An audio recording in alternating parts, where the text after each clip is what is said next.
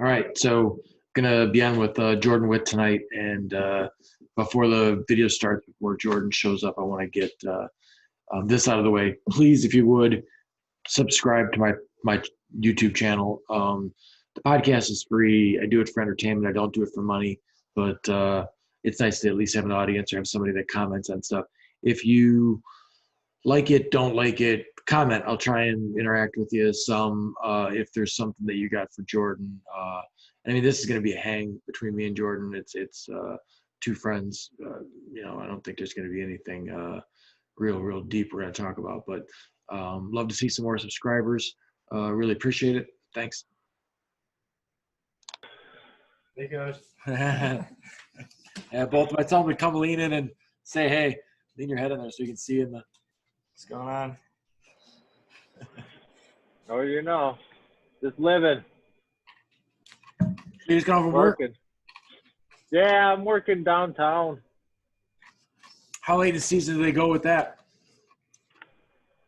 So they stopped telling us to do it. Yeah, but I mean, you don't need temperature. Like it could be 5 below and you're still out there.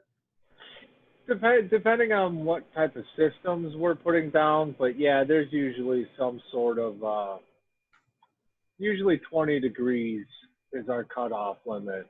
Right. That's when our products start not working. But I mean, this job that we just did now is called a Rhino bond. That's TPO plastic where you heat up the metal plates that are under the TPO under the roofing, and it adheres the roofing to the roof through the plate and screw system. It's kind of wild. Yeah. But yeah. We can do that when it's really cold out. So I never asked. Like you've done some residential roofing for me, but where, like, none of you don't do any of that stuff at work, right? I mean, that's not the company you work for now. It's all commercial, right? Yeah, I pretty much do all commercial. Yeah, the shingles are on the side. So yeah, who taught you how to shingle? My union does. My union trains. Oh, okay. All so through my apprenticeship, it's a 5-year program now. We go in at this time of the year, right when roofing starts slowing down, it starts cooling off. Yeah. We go in and we train. They teach us all different classes: hot tar, single ply, shingles, Sure. all that good stuff. And I mean, I learned a little bit in the classroom of the union, but you know how construction is. You learn with your hands. You learn doing it. For sure. The first company I worked for, we did gas cities. So it was we were mopping it on and then putting the aggregate down, the gravel on top of it. Yeah. So the old style with the with the gutters and all that other stuff. And then through different remodeling companies, like I learned, torch downs and all that kind of stuff. But for me, it's all residential stuff. It was always either build or remodeling houses. But so what you call it? What did you want to talk about? Oh man, there's a whole bunch of going on. I mean, not anymore. I don't know if you watch the news or not. No, I don't. Not yet. Uh-oh. Not yet today. It's not late enough. Better get some tissues. Oh no! Like, Yes. Did Trump concede? No, he's never going to concede. He's a fucking idiot. Oh, okay. What you call it? SCOTUS threw his case out. The big one, the one that all the states were. Texas was suing the. So Supreme Court threw it out. Did it really? The Supreme Court threw it out already? 20 minutes ago. Wow, I'm not surprised. No, I'm not either. It was a fucking complete bullshit case, but I'm not surprised. Yeah. I don't know what there was something like 17 states or something like that with the Republican governors that signed on to it or whatever. I just seen 21 states. Oh, maybe, yeah. Before we got on, yeah. There's a bunch of Republicans looking for pardons. What are you gonna do? Oh yeah. There's a lot of people out there looking for pardons.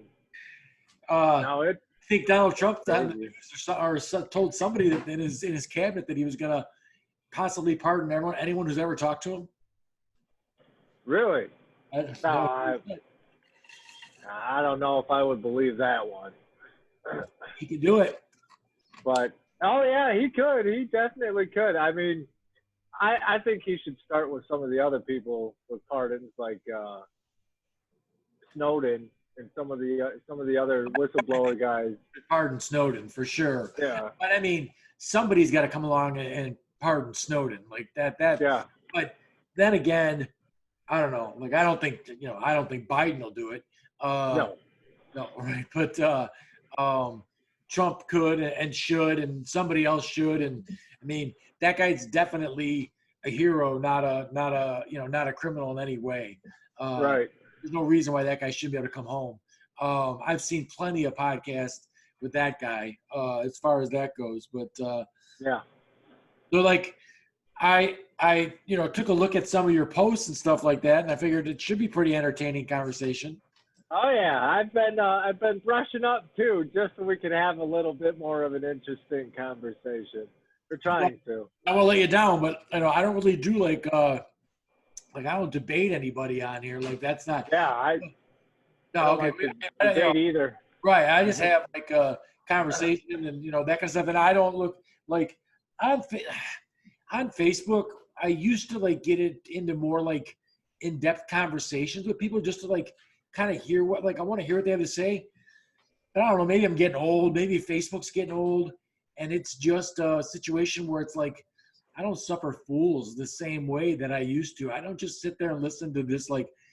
I just tell them fuck off after a certain point because it's just, it's just dumb. It's just like I don't get my problem now is I don't get my news from the news. Yep. It can't be trusted. 5 years.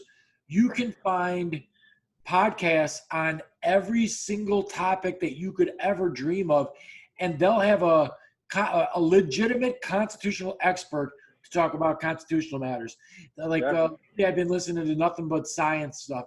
So a lot of like astronauts and Neil deGrasse Tyson and stuff like that, talking about everything from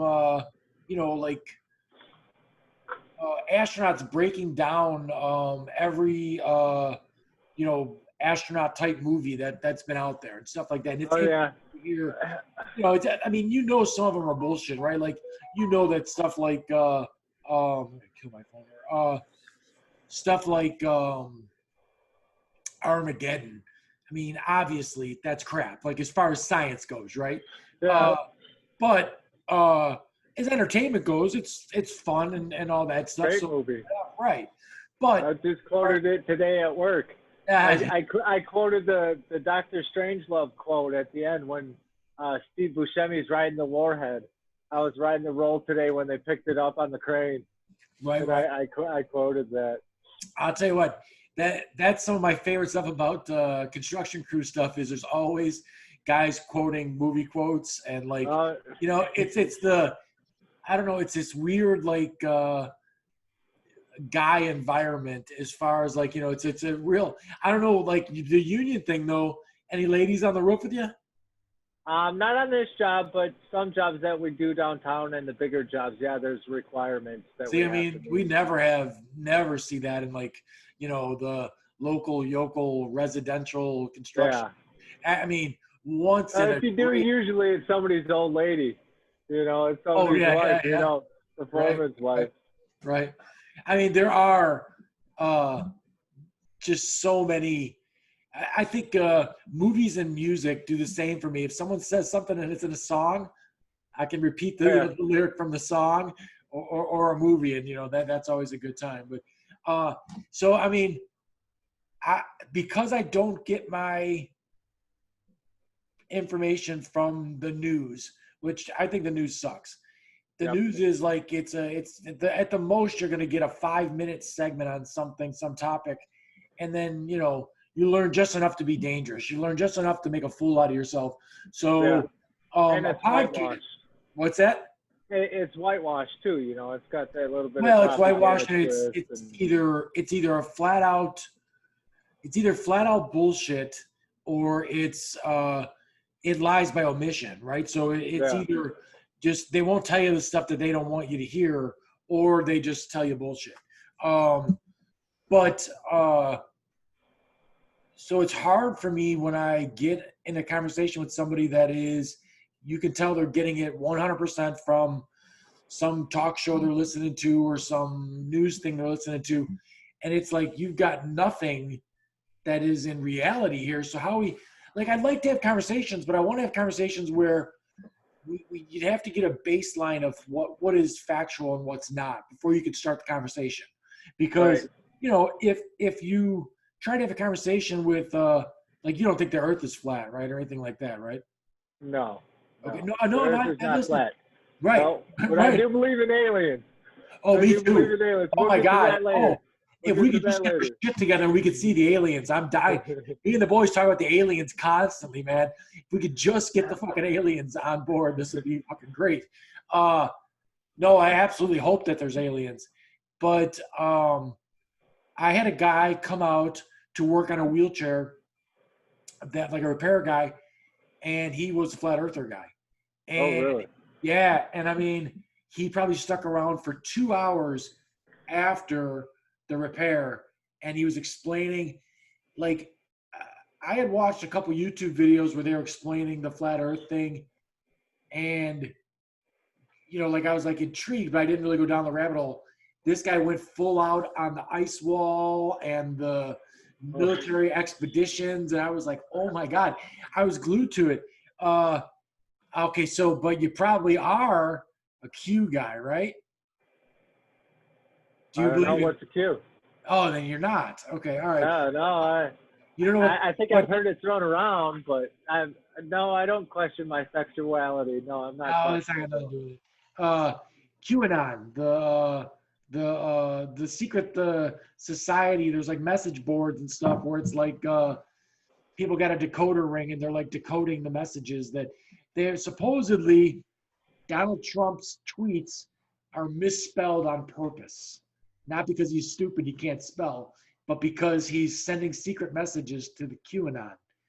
Really? Yes. No, I mean, yeah, I believe there's secret stuff going on, but I don't believe it's to that degree. I like to No, go I down mean, that hole every once in a while. phones suck. I mean, we've all got phones, that the damn predictive text and swipe and everything. It's hard enough. Sure, No, sure. I'm not a Q guy. I'm a conspiracy theorist, I guess, if you want to call me. But No, no, so like what though? What there's some conspiracy stuff that I don't know. So okay, my rule of thumb, because I try and teach my sons how to critically think, right? So the rule right, of thumb for me is if it takes more than 5 people to keep a conspiracy going, then that's not true. That's right, like it's not going to happen. You're not going to get like 5,000 people to lie about the moon landing. That's not going to happen. Somebody's going to break ranks and be the news and be like, right, I know we didn't land on the fucking moon, sort of thing, right? Where if you have 15 people, they can maybe keep a secret. But I mean, I don't. You were in high school. I was in high school. 15 people can't keep a secret about anything. So right. Well, I think maybe conspiracy theory might be redefined with the way that things are going. I mean, if Trump gets back in or stays in, he might let go with a lot of stuff. Or if he's on his way out, he might even let go with a lot of stuff, and that kind of did you might see answer a lot of those theories. the Israeli science minister that said Oh, that? but I've heard about it on a few different news channels, so you know I got to take it with a grain of salt, man. I'm a believer. I want to believe, so more people are starting to Did come you out. hear that Our he own said? Pentagon. Right, he said that Trump knows about the aliens. Yeah, yeah, and I think we all know. I mean, the one guy that Rogan has on all the time who worked at Area 51 or close to it. He's got a couple on. There's a guy that was in Can't a remember the band. one guy's name. I'm really bad at remembering The names. specific details. Yeah, names and dates and stuff like that. But I try to get all of the information. I'll listen to anyone. I'll listen to any See, no, story. I'm not. Because I like to formulate my own opinions. I like to do my own detective work, I guess. I don't really do much work. I like to let other people do work and tell me the stories, and then I formulate my own opinions on it. You know, that's how I like to run it. Based on what though? Whatever I hear. Whatever I hear, whatever it's about. But is Hey, it, you is got it based something to on tell like me. maybe what you want to hear though? Like, is it based on like, because some people base it on like, yeah, I like that, and then they run with that. Like that'll work. I can that suits my purposes, so I can do that.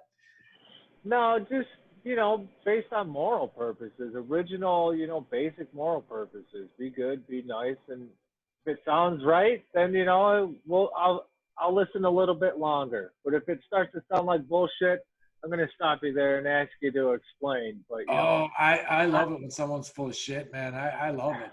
I was I'm at I was at a lunch and a QAnon person was there, and besides me, no one at the table knew what it was.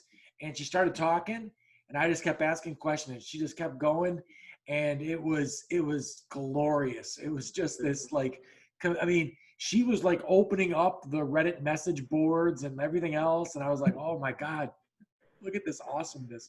I mean, and Donald Trump was going to stop all the pedophiles, and it was just, it was glorious bullshit. But it was that awesome. wouldn't be a bad thing, but you No, know, that's not. Yeah, but that doesn't matter. I mean, you know, Donald Trump is was good buddies with the most famous pedophile of them all, yeah. Epstein, Well, right? I they mean, say, yep. that was his They- buddy. Been friends. Yep. Guilty by association. Well, no, guilty by hugs and hanging out. And I mean, his girlfriend just went to prison, and he's like, I've met her a bunch of times. I like her. Hope she's okay. Yeah. Yeah. What did he say? I wish her the best of luck. Right. I'm like, Yeah. wow, why does he keep Ooh. saying stuff like this? I mean, you got to admit that guy, like, I like Trump. I think he's fucking hilarious. Did you see what he said to Dan Gable? I don't watch much. Okay, so I catch some of the videos on Twitter and stuff, but so Dan Gable got the Medal of Freedom, right? Just the other day. Did you know that? Okay, No. so he gave Dan Gable the Medal of Freedom, and you know, Trump seems to give the Medal of Freedom out to a lot of people who are vocal supporters of Donald Trump. So like Lou Holtz is getting one, and Dan Gable got one. And he had Dan Gable in the Oval Office getting the medal, and he goes to Dan Gable. He goes, "I'm a little bit bigger than you. What kind of advantage would I have, you know, against you wrestling?" And Dan Gable goes, "'Cause you have no chance at all." Good response, Dan. Yes, right, exactly. So I thought it was But true. I mean, Donald Trump took down Vince McMahon, so That is not real wrestling, Jordan. I know, but it's good entertainment. How's your little guy doing? Is he still enjoying it? He's itching. I kind of pushed him a little too hard last season. Oh, really? I didn't push him too hard. It was just we went too hard. You know, it was his first year. He was 5 years old. We made it to almost every tournament that he could wrestle at. Yeah. He started to get a little burned out, so then we backed off. And we've just been taking time off, and now he's asking me, when are we going back to wrestling? When are we going to start doing wrestling? So now, do you put wrestling on TV at home? No, we don't watch much. It's as far as like getting them into it, it worked for me as far as that goes. We had it on TV a lot. Yeah. Yeah, I mean, it was definitely college wrestling, and then, you know, well, now it's all fucked up. But before it was fucked up, college wrestling was on our TV, like, you know, through the Flow account and the Big Ten Network all the time. I mean, the TV, the gym had wrestling on it constantly. And then there was always something on Flow you could find to put on there. I mean, the boys pretty much as like juniors and seniors in high school, they knew we went to the NCAAs the one year. And that was awesome too. Like that was, you know, we were betting on the matches and everything else, you know, just, you know, shits and giggles, but it's still like, you know, gambling on the matches and stuff and everything else. It was great. And then I don't know. I think it just gives them something to like focus on that's not, nonsense as far as that. Yeah. But I miss it. I'm looking forward to next year when they're back at college and all that other stuff because this sucks. Yeah. Big time. It sucks big time. Right now, North Central, where Peyton is going to go, is running 2 practices a day, 5 days a week. Peyton and Garrett are both invited to go to them, but almost everybody on the whole team's had COVID already or has it now. Yeah. So I go, you can't go. And they're like, oh yeah, no, we're not going to go. Like, that's crazy. Like, pretty much. Go jump in it. Get your immunity. Go jump in it. Lick some hand. That is not the problem with this. Is it's not the chicken pox. That's not how it works. Yeah, it changes and mutates and. Yeah, well, but they're only saying that the all you're getting out of it is like 90 days. Yeah, and then who knows? We don't know enough about it yet. Right. So my problem isn't that you don't know either. So the CDC numbers are that 7% of the people that died they're relatively young and have no comorbidity. So a comorbidity is as small as you're a smoker. You're a diabetic, you're obese, you're, whatever, any kind of problem that you can have, you got a heart murmur, whatever it is, that's a comorbidity. So, but 7% of the people that have died so far have had no comorbidity and they're relatively young. That means that 21,000 people have died in the last 9 months and they were perfectly healthy people. Yeah. So that's bad enough. And then the real bad one is 5 times the death number is the number that are people that are permanently disabled from this with lung scarring. They've had 6 people. I didn't even know they did this. They've had 6 people that had COVID so far that have survived a double lung transplant. What? Yeah, they took both. They survived COVID and did a double. They had to get a double lung transplant because their lungs were totally shot. Wow, I haven't heard any of that. That's crazy. 6 people so far. Wow, that was probably about 3-4 weeks ago. But yeah, they had some woman on the news they were talking about, and then they had the woman that got it. I don't know if she's ever going to be, like, she's probably never going to run marathons or anything. Yeah. And then you wrestled, you need wind. So I can't let my boys end up with lung scarring and then, their wrestling career is over then. So, like, I don't know. I'm just going to try and – Yeah, I'm really torn, man. I'm really torn with the coaching and wanting to send my child back. But, part of me wants to say that this is all bullshit. That it's all just propaganda. They're trying to keep us in our house and keep us scared. And then the other bit, stuff like this, lung scarring and so why? all this and that. But I'm always trying to wrap my brain around why would our government want to keep us at home in our house? To ruin this country, to keep it. Why wouldn't they want us to keep us submissive and scared? Okay, so I'll try and prove the negative. You're asking me why wouldn't they? And I'm going to say that. Okay, if I'm a senator, if I'm a congressperson, if I'm a president, if I'm a governor, I'm extremely powerful. I mean, and our fucking idiot governor is a billionaire. So it seems to me that the system that we were in was working out pretty fucking marvelously for me. So why the fuck would I want to disrupt that? Like, if I'm a federal, like a United States senator, I got the world by the short hairs. So why would I want something to change? More. They want more. No, I think it's power. More power, more money. They want more power, more money. Okay, so I owned a company where I had 5 guys working on my crew. Yeah. I made money off of every single guy that worked for me, right? And if I didn't, in all the years I did construction, I had one guy that he was so bad at construction that I wasn't making any money on him. And I went to him and I was like, hey, Aaron, what did you do before this? And he's like, I sold tractors at Sears. I go, can you get that job back? Because this is not for you. He was just really bad at it. He was weak. He was slow. he was kind of dim-witted. Like he just didn't like, wasn't good at it. So like it was the only guy that I had to like just. I felt bad. I had to let him go. I'm like, you know, you can't carry anything. You can't like. I gotta let you go, man. I gotta let you go because I'm in business to make money. If you're a billionaire, you're making money off of everybody. If you're one of the people that owns Walmart or owns Target or like, you need people to go to work so they have money to spend it at your store.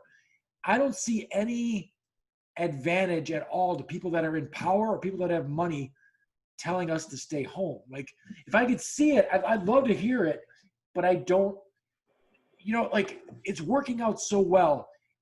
I don't know how good you are at math, but if you have $1 billion, Horrible. Absolutely okay, horrible. all right, well, man.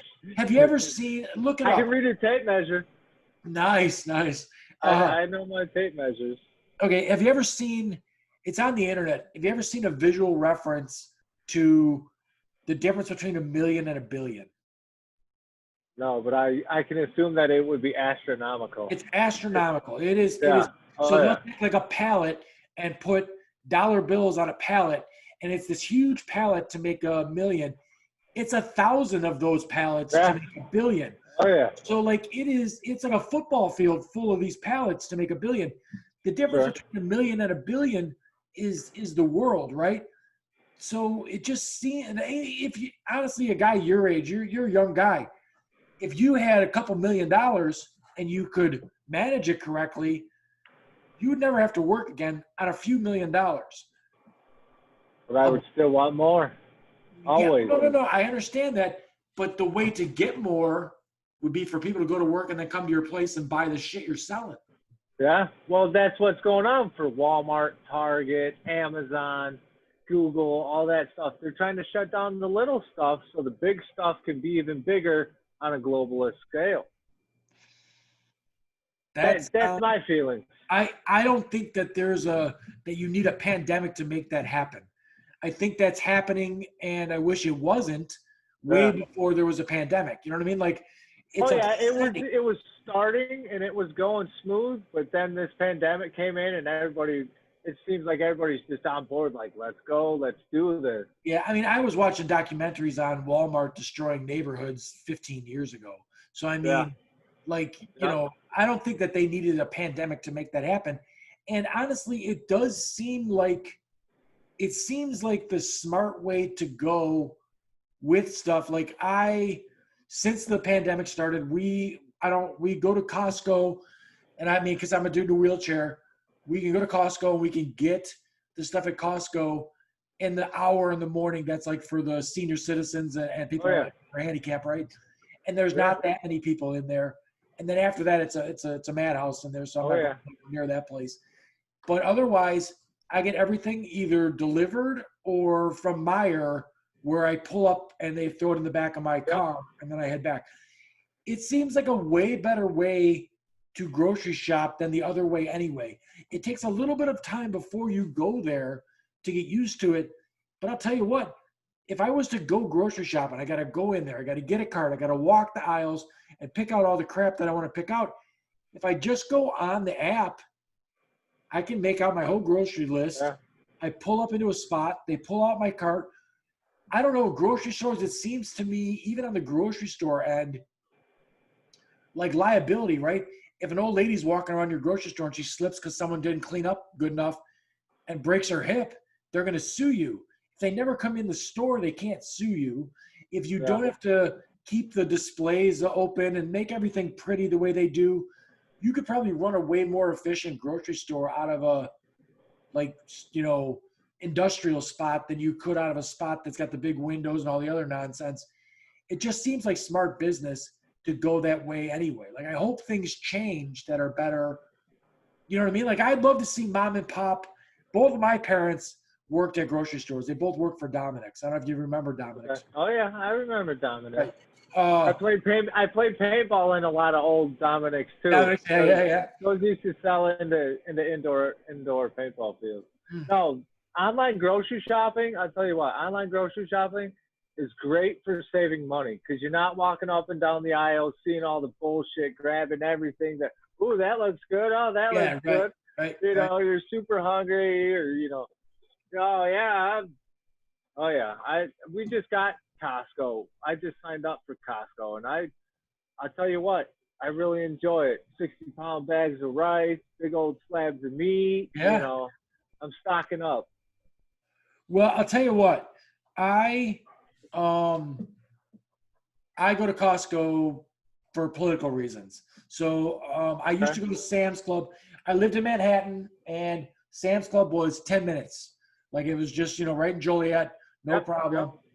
yep. I switched to Costco because they pay those people a living wage, and it's just a better place. And I'll tell you what, when you go there, the people that work there are happier. It's I don't know, it's a better environment altogether. The people that work there are more helpful. Everything's better, and then I feel better about shopping there because I know the people that work there make enough money to pay for themselves. You know what I mean? As far as yeah. so, but I had to drive to Orland, you know what I mean, which was actually like 40 minutes versus 10 minutes. But Yeah. Costco's terrific if you don't waste the stuff. Sometimes the things are too big and then you waste it. But we buy the big bags, big ass bags of rice and all that other shit too. But Yep. with the boys, we go through a shit ton of food. I'm raising ducks now. Getting Oh, duck yeah? eggs. Yeah, man, I just got a dinosaur of an egg yesterday. Holy cow, the biggest egg I've ever gotten out of these. They're all different sizes? Well, they just started laying eggs about a month ago, so they're very inconsistent with the size and shell composition and everything. So they really get, and it's a bad time for them to start laying eggs too, with it being cold and everything. But I'm not too worried about that. But yeah, we're getting into ducks. Gonna get some chickens in the spring. Start raising our food. Nice. Our garden did really well this year. Code. Got a lot of tomato sauces and zucchinis and stuff saved up. I still got bags and bags of just frozen tomatoes and right. So you do a lot of gardening and stuff. Yeah, I did a lot of gardening. I've got a friend who raises pigs, so we bought a pig off of him. Took it to a butcher down in Chinoa, had them butcher it up for us. It was nice, but I want to do that myself. That's a skill that I want to learn for these times that we're heading into. We all might need to learn how to butcher. I'm gonna. So do you think we're headed to Civil War? Listen, all I want to say is it's better to be prepared than not. And what's wrong with having the skills to know how to do and survive and live on your own? Nothing, man. I grew up hunting, and I mean, my dad was a butcher, so the skills you're talking about, I have. I mean, been cleaning fish and game, and I've got fish down. Fish are easy. Squirrels, chipmunks, stuff like that. Small game, that's easy. No, Rabbit. everything's the same as that. It's all the same. It's just large. I've never gotten hands-on with a large animal. So this year, I've got some butchering books on my list, on my Christmas list and birthday list and stuff like that. Nice. So maybe I can make out and get some butchering stuff and learn some more skills. I think that's smart, man. I don't see any. So like everything, Christmas is coming. Like I was just thinking about the other day. It's just coincidence that like it's like this, I think. But everything that I've bought my sons probably for the last 6 or 8 Christmases has been something that, like, if there was an apocalypse, like they got shotguns last year. They got the only thing that they didn't get, but I guess you could still say the airsoft guns that I bought them. You could say that they could use that to practice tactical. Do it all the time. Come on now. What other scenario can someone put themselves in that super stressful situation of someone pointing a replica firearm at you and shooting back at you? Nobody really does that often too. Right. So, but I bought them. I think it's a great skill to practice playing airsoft. Great skill to practice. Right. So I bought them the shotguns. I bought them the airsoft guns. They got compound bows the year before that. They got all the camping gear the year before that. They got BB guns the year before that. They got kayaks this year. That's right. fun. So I mean, and then they've obviously got all the fishing gear in the world and all that kind of stuff too.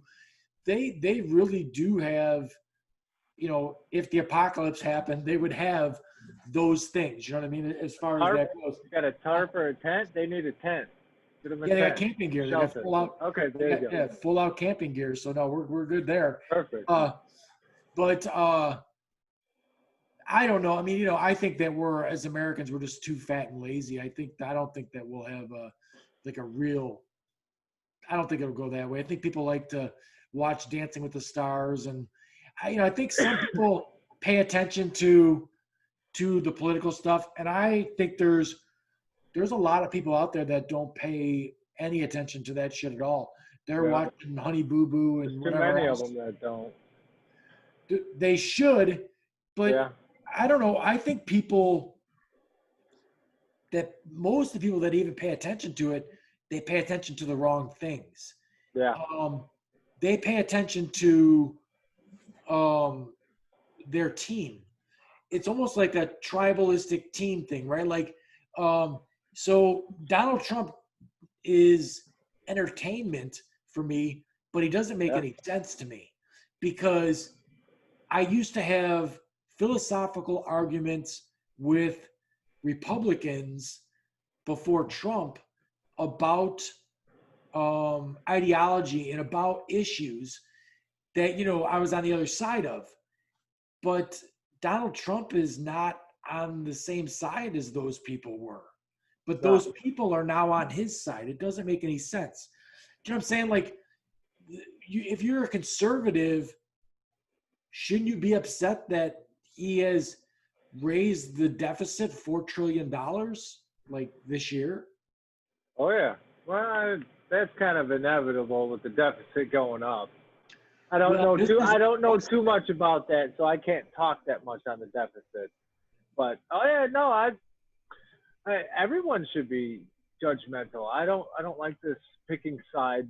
Well, what I'm saying is if I don't know. Like, I'm looking forward to not hearing about the president every day. Like, I don't want to hear about that shit no more. God, yeah. And secondly, I'd rather get back to talking about like issues, and then also really inevitably solutions to problems. So before my injury, I didn't have time to really, I was working 80 hours a week. I didn't have time for that shit. Like, I was too busy looking for the next job, trying to keep my crew busy, just working all the time. I would work from 7 a.m. until 5:30 every 6 days a week. And then I was going to sales appointments after that. So, I didn't have time to sit and think about it. When I broke my neck, though, I had lots of time to start thinking about that stuff. My thing is like, what issues put you on the Republican side of this? Like, why is that your team? So I'll go back to the beginning. I've always been anti-voting, anti-government. Anti-voting? Yeah, I never voted until 2016. That was the first time I ever voted. Okay. Because I felt compelled to vote for Donald Trump, because I've been sitting and listening and watching lots of stuff and reading books and watching lots of documentaries and everything. And I've never really trusted the government. And just Donald Trump just felt like a person who wasn't government. So that there kind of was. So you didn't vote for him this last time then? No, I did. I voted for him He's again. the president this time. Huh? He's the head of the government this time. Of course, but he's still the head of the government for the people. Donald Trump is for the people.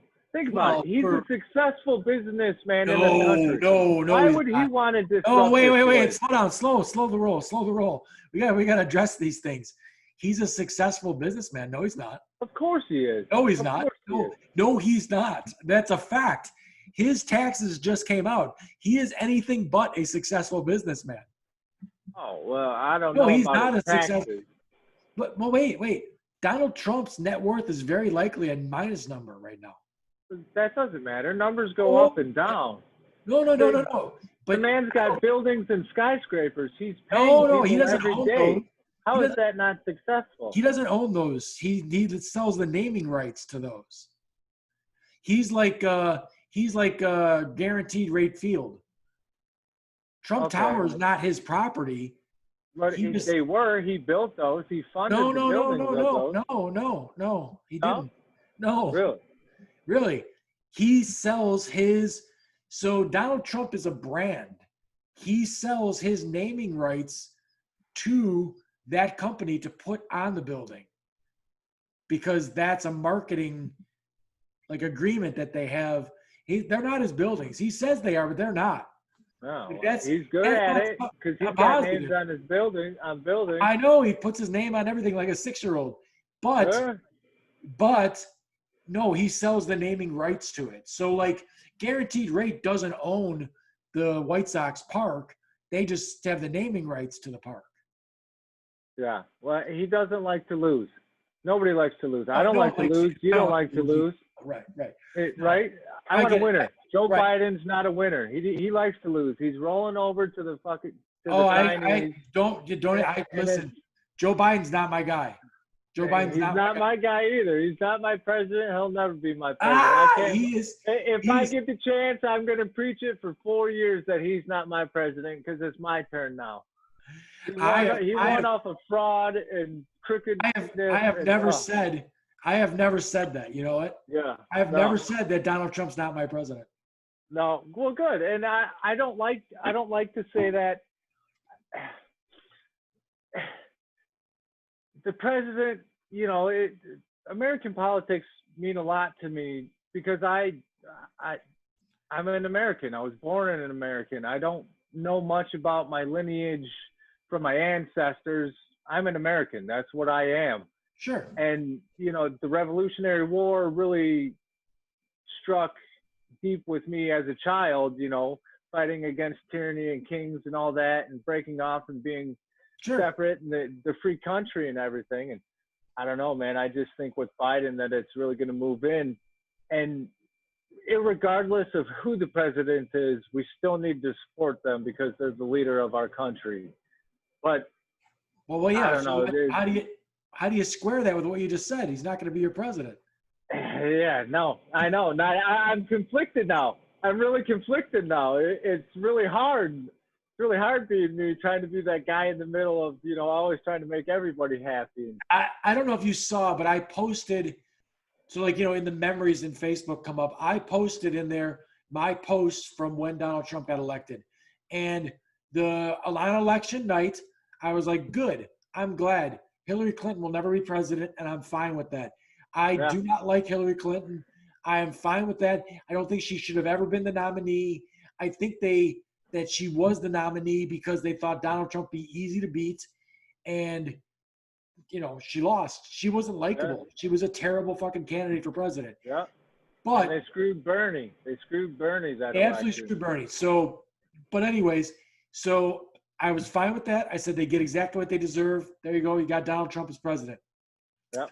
A week later, I said, I am not going to criticize Donald Trump. I'm going to give him a chance.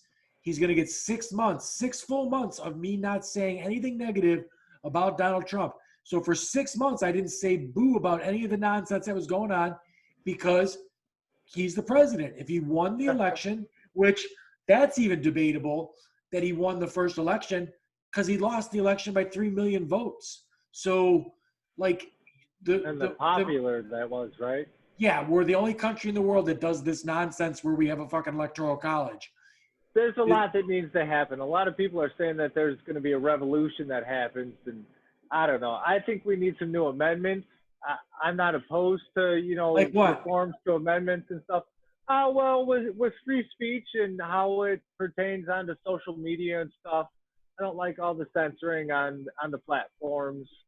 Well, no, that's a really unless it's like super hateful, well, that's a really talking good topic. physical stuff like that. But That's a really good topic to talk about. This when you say censoring, I don't see censoring. What I see is correcting. And I don't think there's still flat Earth videos on YouTube. Absolutely, absolutely. So But why can't I spot off some crazy stuff, or anyone else spot off some crazy stuff? we're going to be on YouTube tonight, and Yeah. we'll have some crazy stuff, and no one will stop us. I hope we don't get kicked. What? I hope we don't get kicked off. No, we Not won't. trying. I've had plenty of conversations that went off the rails, and no one ever says boo about it. But what I'm saying is, there's a difference between being censored and being. So if Donald Trump tweets something that's not factual, and underneath his tweet it says this is false information, that's not censoring. That's correct. No. Well, yeah, that is. No, we're censoring with other stuff. Not about that. Right. No, I've gotten everything comes up with warnings now of, oh yeah, this doesn't hold true. But that's just big tech and the lame media saying what they want. Do you believe that Biden won? Yes. Wholeheartedly? Yep. 100%. That there was no single fraud at all? Whoa, no single. Well, of course. That it was huge? You don't believe any of the fraud? Do you know who Chris Kobach is? No. Okay. He's a friend of Donald Trump's. He is a guy who I believe he was in the Kansas Senate or something like that. And after 2016, Donald Trump appointed him to a council to investigate, because Donald Trump was upset that he's got a very, very, very fragile little ego. Donald does. He was upset that he lost the popular vote. So he wanted this Chris Kobach guy to find the 3 million illegals votes that were in there so that he could win the popular vote. So he put together a council, and their job, they funded them, everything, said, go find election fraud. They spent 6 months trying to find election fraud, and they disbanded. They couldn't find any. There is, right now, you've got all these court cases. There's, and this last one that just went down a couple hours ago. What about all the testimonies and witnesses, though? Are they all liars then? No, have you paid attention? What about all the shady stuff? The shady stuff with them, I'm, catching everybody. Is it not true? It's that's the problem. It's not true. And if it was true, I'd be the first one that said you gotta. If you're a boxer, right? Everybody looks like a fucking thing to hit. If you're a prosecutor, everything looks like a thing to prosecute. All you got to do is bring me the evidence, and I will prosecute it. That's their job. If you're trying to get ahead in life and you're a prosecutor and the evidence is there in front of you, you're going to be famous if you can make this happen, right? It'll be the first time ever that someone found. It is getting famous, but the media's putting a hush to it. Why were they putting up all the boards and stuff on the windows to hide? And they sent all the people home, and then kept on counting with the huge spike. Okay, so right now there's 52 court cases that have gone to court, and every time the judge says, do you have any evidence? And they say no. So why aren't they producing this evidence you're saying exists in court? I don't know. Well, it's Donald Trump's lawyers that are doing it, but when they go to court, they don't have any evidence, so then they throw the case out of court. Okay. All I'm saying is, I'm upset with it, and everyone should be upset with it, because regardless of what side you're on, yeah, I agree. You can't tell me that they weren't doing sneaky shit. Well, if it was real, I would be upset. Some sneaky stuff was going on. I mean, it has to. Well, my thing is, everyone should be upset. I don't trust the voting system anymore. I don't. Now this even because of all the exposed. They didn't all of the exposed cheating that's going on. There was It's coming out. It's coming out. It's coming out. Okay, so still coming out. In the 52 court cases that have gone down in flames. I don't care about the court cases. I see the videos and hear the testimony. Yeah, but those are just people saying stuff. That's not. And we're just people saying stuff. But the videos are backing this stuff up. No, because voting doesn't work that way, Jordan. Voting has a paper trail. Voting has electronic Yeah, trail. and you got to match the numbers with the names, and they're refusing to match the names with the numbers. Well, that's not true. Georgia did 3 voting counts, 3 separate counts. They did wait. They did the election night count, right? The regular count. Mm-hmm. Then he wanted a hand recount. So then they Mhm. hand recounted every ballot in that state. It took, if you were there watching the news, it took weeks for them to get this hand recount done. Then they wanted a third electronic recount, and they did that, and never did it change the results of the election. Of course it wouldn't. They're just recounting the same stacks of paper and the same stacks of numbers. You need to take those numbers and match them with the names and the signatures. There's a whole bunch of fake ones in there and multiples that have been stuffed through. So, but you voted this last time. How did you vote the last time when you voted? I voted both times in person.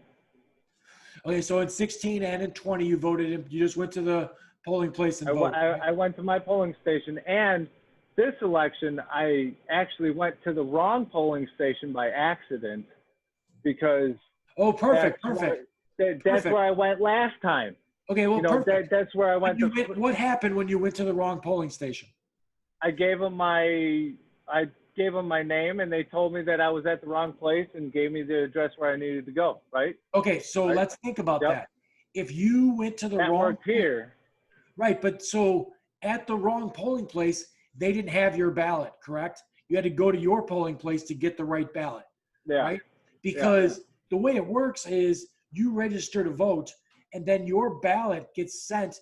I voted in person both times, this time and the time before, and and every time since way back to Clinton and everything else.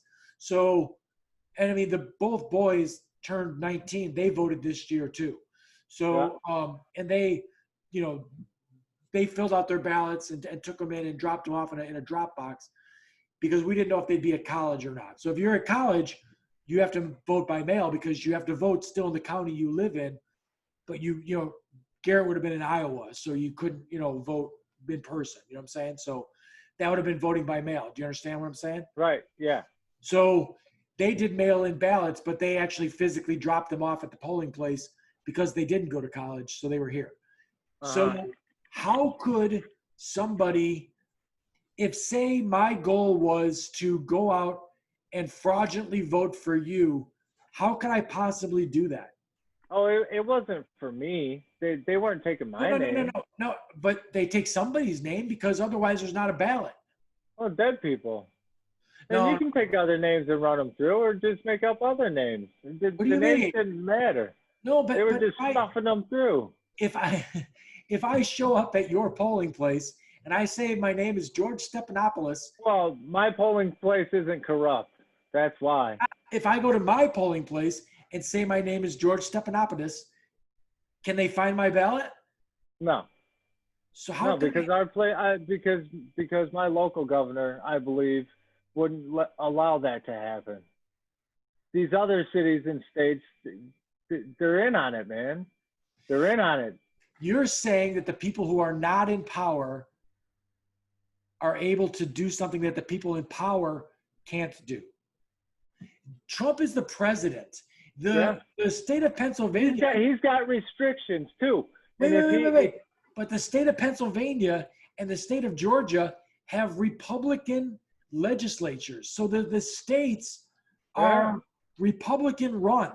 The Republicans are in charge. They have a Republican governor, they have a Republican AG, and they have a Republican Congress in their state. And you're saying that the people who are not in power, it doesn't make any sense. Did it? Yeah, they did it. How? They're not in power. Through the globalists, all the crazy people. What I'm saying is you're saying that the people who don't run the state took the power away from the people that do run the state. It doesn't make any sense. Those other people are in charge of it, and there is no evidence in any of because of the court cases that said that there were no polls. All of the things that Donald Trump tweets, and I follow him on Twitter, are not factual. If he says they didn't let the poll watchers watch the voting, that's a lie. They come into court and they said, listen, they didn't let them watch. And the judge says, were there poll watchers in there? And Rudy Giuliani says, yes. Then what's the problem? Well, we don't have any evidence of it. What about the times late at night? What do you mean? I thought they kicked them all out, didn't they? Nope. Not. There has never been. So, okay, when you go. You didn't see that video with the time lapse that they were all talking about? No. When you never go seen vote, that video? just hold on. When you go vote, when you go to your polling place and you vote, you do understand that they have an equal amount of Republicans and Democrats at every polling place, no matter where it's at in the country, right? They're supposed to, yeah. No, they have what to. it's supposed to. Yeah. They have to. It's Okay. law. Like, it's what they have to do. So, are you a registered anything? Like, do you register as a Democrat or a Republican? Like, do you have a card that says? I don't believe so. Okay, right. Okay, I don't either. I'm an independent. No. So, if you're like in Illinois, if you're a registered Democrat, you can't vote in the primary for the Republican, right? You understand why? Because then I can't vote for like the lamest Republican to try and get a shittier candidate. You know what I'm saying? Like, I can't go in there and try and submarine their primary system by voting for the worst candidate, right? Okay. So Yeah, now I got you. Right. They only let registered Republicans vote in the primary, and then in the Democratic primary, same thing. So the people that are in your polling place that are saying that they are Republicans or saying that they're Democrats, they're actually more ardent Democrats and Republicans than normal people are, because they've actually registered as that party's, you know what I mean? Like, they're affiliated with that party. Yeah. I won't do that because I believe that they're both out to fucking get us. I believe they are. Both systems are screwed. All the government's screwed. I don't trust it. I don't trust either sides, but I feel like Donald Trump stands more for the American people than little turncoat rub my belly. What has he done? Because I'd like to understand, and I really would. What is it that this guy who was born with millions and hundreds of millions of dollars and everything else, what is it that he does that you think is for, like, when you say the American people, me and you are Americans, but so is Jeff Bezos. But me and you and Jeff Bezos have nothing in common. Who's Jeff Bezos? He owns Amazon. Oh, okay. So the Walton kids, right? The kids that own Walmart. Yeah, I know some people that have a couple $5 to $10 million, and when I talk to them, we don't have anything in common between me and this guy, right? Because this guy walks around in life and he never worries about how he's going to feed his kids. He never worries about, if he can pay for college. He never worries about, if he gets laid off. He's got $4 or $5 million. He's not worried about those things. So, like, his mindset is a totally different mindset than mine. And he's only got $5 to $10 million. If you run into someone that's got $100 and some odd million, their world is a whole nother thing. If that guy just earns 5% on his money, he's making $7 or $8 million a year just from doing nothing. So, like, they have a different mentality. What is it that a guy that has always his entire life been wealthy, what has he done for the American people that are, like, to me, there is a war going on, and it's not between globalists and, I don't know, what would the other side be that's not a globalist? Nationalists? Patriots? No. Nationalists? Okay, well, that's not the same. You know Nationalists, that, right? well, same nation, country. I don't know. Okay, no, right. I don't. So nationalism and patriotism is not the same thing. Oh, well, I thought it was, but. Well, so nationalism would be, here's my metaphor for what those two things are. I believe, like, when you did all of the volunteering you did, and I appreciate it because my boys benefited from it. When you volunteered, a lot of children have. Yes, I love right. that, and I continue to do it. Yeah, right. So, I mean, honestly, that's the reason that I Guys like you are the reason I went back after my guys went to high school and still coached little guys that weren't my guys, because I should give something back to the guys who gave something towards my guys, sort of a thing. Right? So I'm there to lend a hand, whatever I can do. To me, that's patriotism, right? So I'll do a metaphor where it's your house. If you do everything to make your house the best house you could possibly make your house to be, that's patriotism. If you strap a flag with a picture of your house to it and you drive around the neighborhood screaming, my house is number one, woo, number one house, woo, number one in the neighborhood, that's nationalism. You're just being obnoxious and actually like a pain in the ass. There's no benefit to it.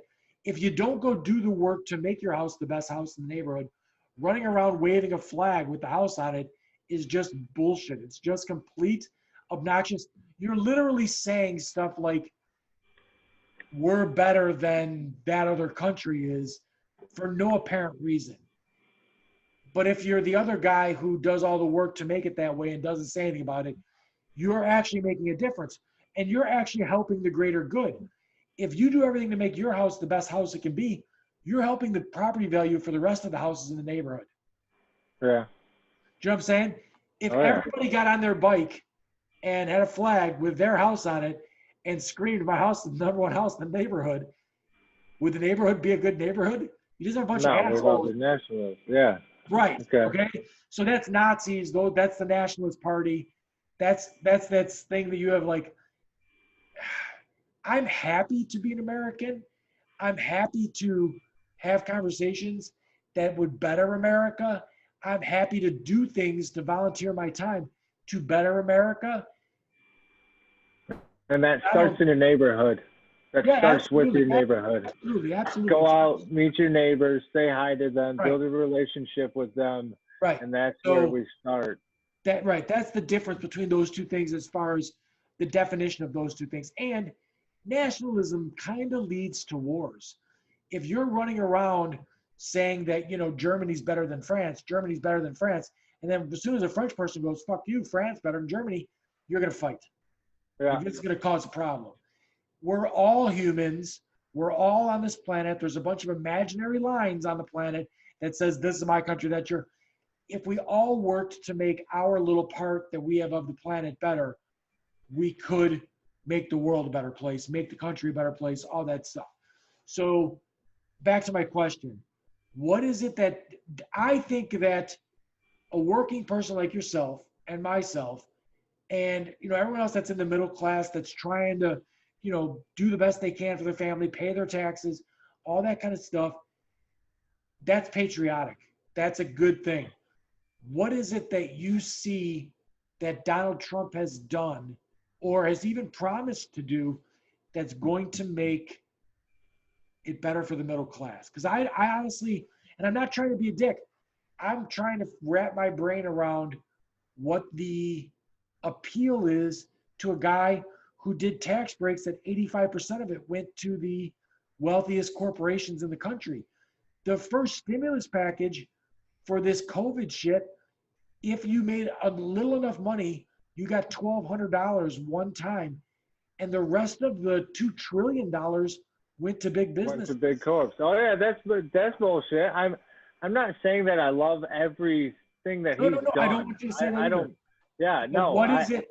I don't like a lot of things that any of the politics do. I don't like Trump that much. I don't love Trump that much. I just like him that little bit more. I just feel like he's more. He's brought more jobs back from China, right? He's brought in some tariffs that have cut off China. And it's more American made. When Trump was working, when Trump was in office at the beginning, there was tower cranes all over the city of Chicago. We're all working. We're all slamming again. Now there's none because there's uncertainty, because we don't know what's going to go back. We don't know if the steel is going to be the same or, where we're going now. Nobody knows. And I don't know. Trump always says he's for America. He's for this. You know, he wants to bring more jobs. A lot of people have been working. Weren't the unemployment numbers were really low? Well, yeah, but until COVID hit. Until COVID hit. Yeah, COVID, right. COVID doesn't count. I mean, COVID has screwed everything up. Well, I wouldn't say that as that's much as almost like another part of the globalist propaganda, man. It's the Soros, the Rothschilds, the Rockefellers, all the one percenters, man. The thing that you're saying, I would love for that to be true, because you know what? That would be an easy thing to stop. You're talking about a few billionaires, and you could stop that, right? And I hate billionaires, man. I don't think they should exist. But it's just not true. The problem is this: COVID didn't ruin things. Our response to COVID is what fucked things up. Do you know that in the entire continent of Australia right now today, the entire country, there's 47, 2 digits of COVID cases in that country. Did they lock down? What? Did they lock down? Yes, they did. In the beginning. Are they wearing masks? Yes, they did. Are they still wearing masks? Well, no, there's only 47 cases in the entire country. Okay. How many people are on that country? On that continent? I'm sorry. 25 million. How many people are on our continent? 330 million. That's quite a big difference. Well, but it's not the same difference that we had 120,000 new cases yesterday. Yes, if you believe it. If you believe it, the numbers are all wrong. Yeah, but they're spinning them too many rotations and making false positives. The cases number, I'll give you that. That doesn't really matter, right? The cases number doesn't matter. But if you get tested and go back and get tested, every time you test positive, that's counted as another case. No, it's not. No, it's not. No, it's not. It's not. We've been going through it. Well, I had Jack King, he was the CTO, Chief Technical Officer, and the CIO, Chief Information Officer for the state of Illinois, appointed by Governor Rauner, a Republican, okay? Yeah. And then he went to work for a private company in Florida because when we got Pritzker as the new governor, he lost his appointment because he's a Republican guy appointed by a Republican governor. Yeah, of course. So he went down to Florida, worked for a private company in data analysis for exactly what you're talking about. And what you're saying just isn't, that's not the way the data is collected. Your name is on the file. If you're a case, then you're a case. You can only be a case one time. Okay, good. Well, then I'm glad we cleared that up because I was fed that information. No, well, I still don't believe the numbers, though. Well, that's fine. But you're still never going to square the math with 47. Right. And, it's weird. It's all weird. Well, I don't think it is, Jordan. I think it's a case of we're the only country who said things like, I ain't gonna wear no goddamn mask, my freedoms and my liberties and all this other bullshit. Listen, I don't know what you do, and I don't care what people do. I wish people would get on board and do the right thing, because in Japan right now, all of the bars, all the restaurants, all the stadiums, all the concert halls, everything that you want to do and have a good time, they're full right now. And they're everything is wide open there because they did lock down and they did all wear masks hard, and they wore all. I mean, the Japanese culture. They've been ahead of us for a long time with the mask wearing. Yes, they've been up to it. Yeah, they've known. But do you know what their mindset is on a mask? It's different than ours. Be polite towards others. Yes, right, which is backwards. In this country, all people do is think about only themselves. They're like, I don't want it for me. If it protects me from me. Those people, if a Japanese woman wakes up in the morning and she's like, I don't feel good, she goes in the drawer and she gets a mask and puts it on so she doesn't infect other people. Yeah. People in this country wear a mask because they think it's protecting you from someone else. Yeah. You should wear a mask to protect other people from you. And that's how the mask thing works. It turns out that in countries that they did that stuff, like, so the no mask people and the no lockdown people pointed real hard to Sweden. as, Yeah. look, they did good.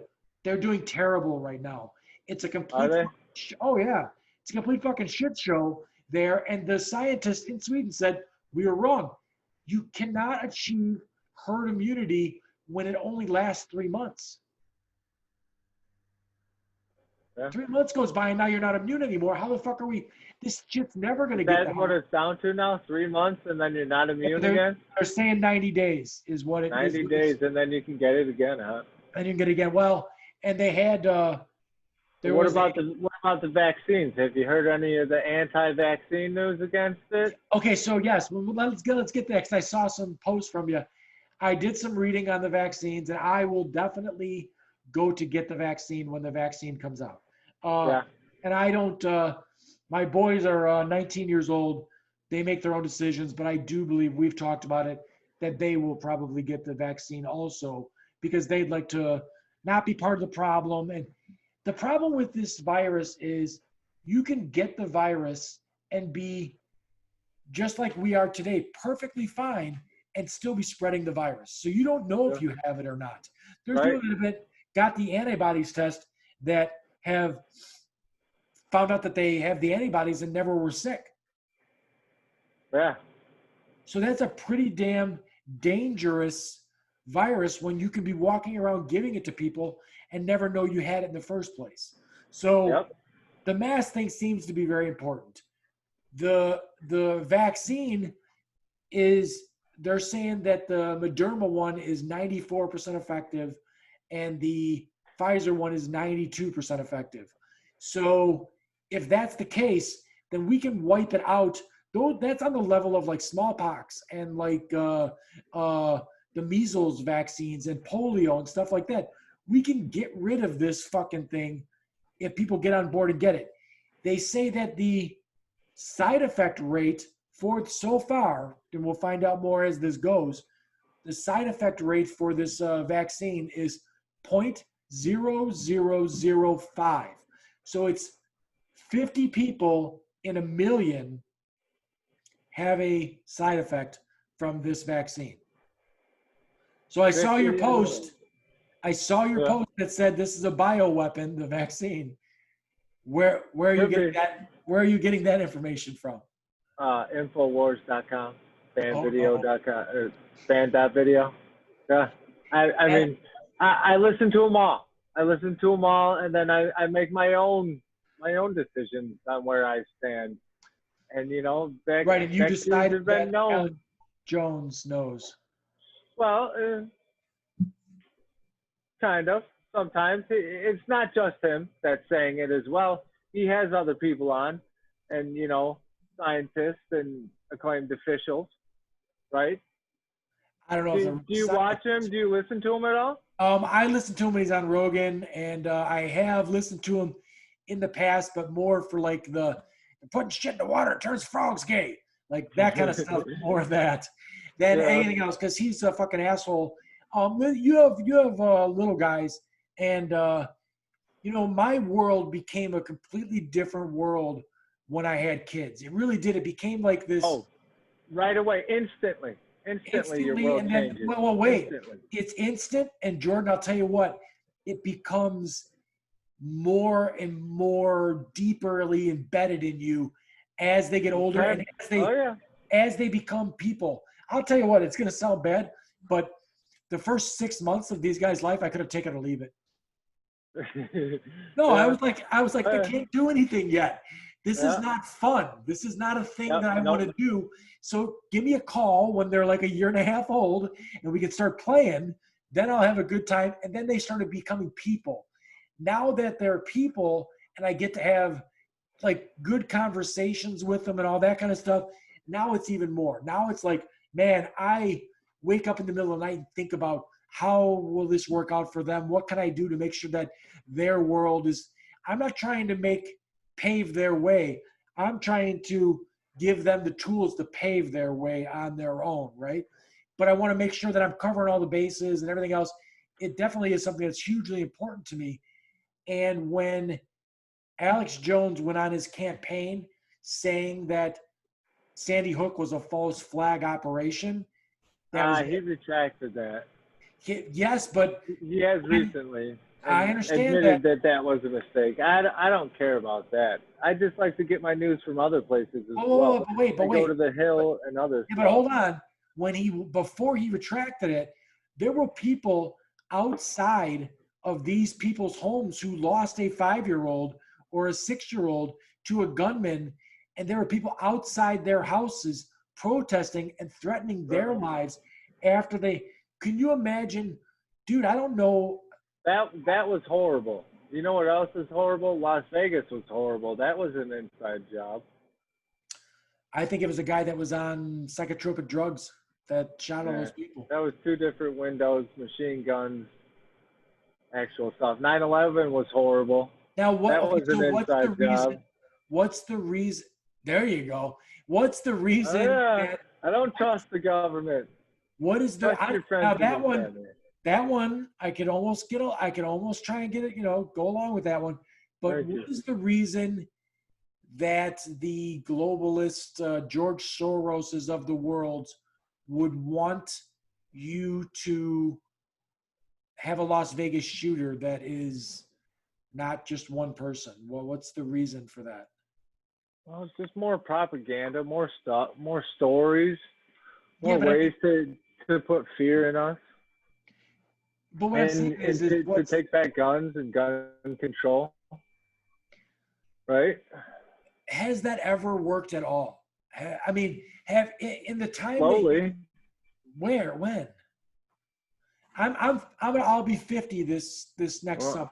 We're losing Okay. each other. Well, I think we're there. No, I'm freezing up a little bit. We're slowing down. Hold on. Garrett, are you playing video games? Probably. Are we there? You turned it off. Yeah, we're good. What you call it? Are you playing video games? Oh, he's not? I don't know whether it was slowing down. But so anyways, in my lifetime, I've always had guns. I've always owned guns. I bought the boys guns. My dad is a combat Vietnam veteran Marine. Whoop, freezing up again. Do we have a TV on somewhere or something else going on that's freezing up my internet?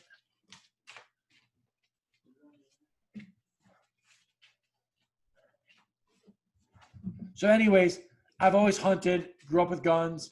Yeah. I've never seen any restrictions that. No, but that's always been the word after something that's been gun related. And we haven't seen anything really that big gun related go on since the whole race for the president. I'm older than you. I should take that back. The only time that there was ever any restrictions was the Brady Bill, which was Ronald Reagan signing that after he got shot. Yeah. So that's when I'll take your word on that one. I don't know much about that. That's when they restricted oversized magazines and when they what's oversized? Who says what's oversized? I mean, no. I'm saying at one time the Brady Bill restricted that stuff, but that went away. Like they got rid of that. Oh, okay. So the only thing that there's still other restrictions in places. Like what? Like Chicago, there's gun restrictions. New York, you can't have 30-round magazines. California, oh no, those are the dumbest things in the world because we live in a free country. To have a restriction in one geographic area and not have it in another doesn't make any sense. There's no that falls down to the state level. Right, there's no checkpoint Charlie that stops you from going from Gary, Indiana into Chicago.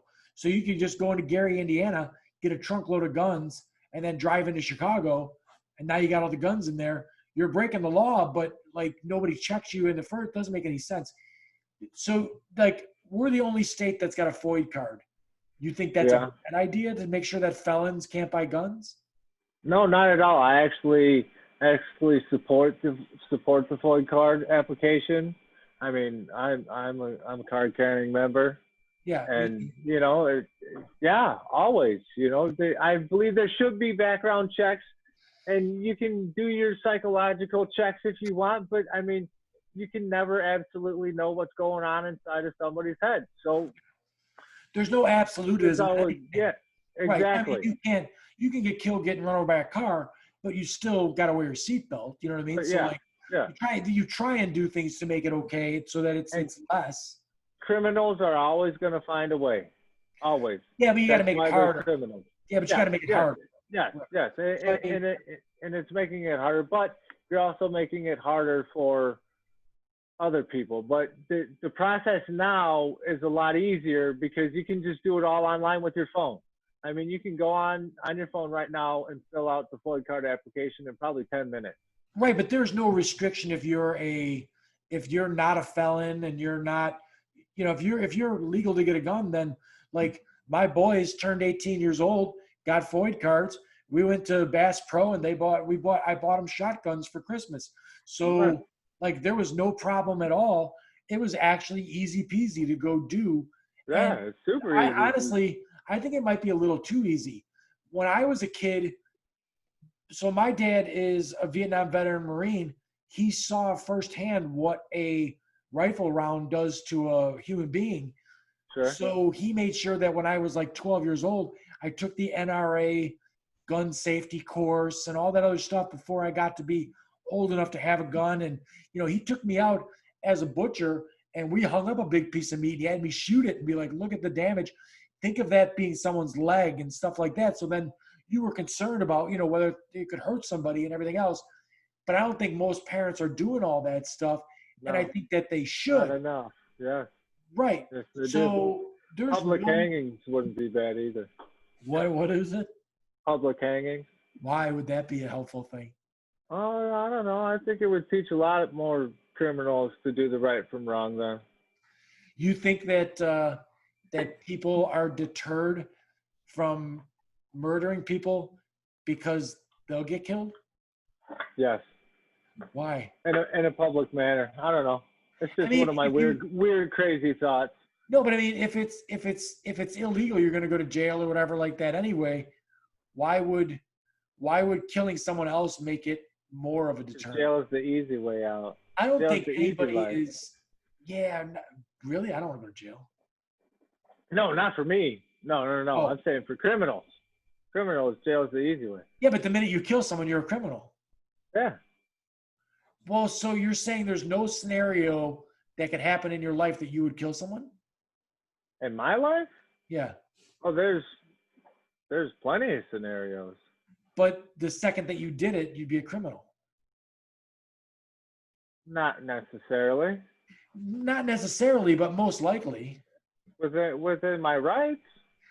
Well, do you know your rights before you're that? So this is part of the regulation problem that I have.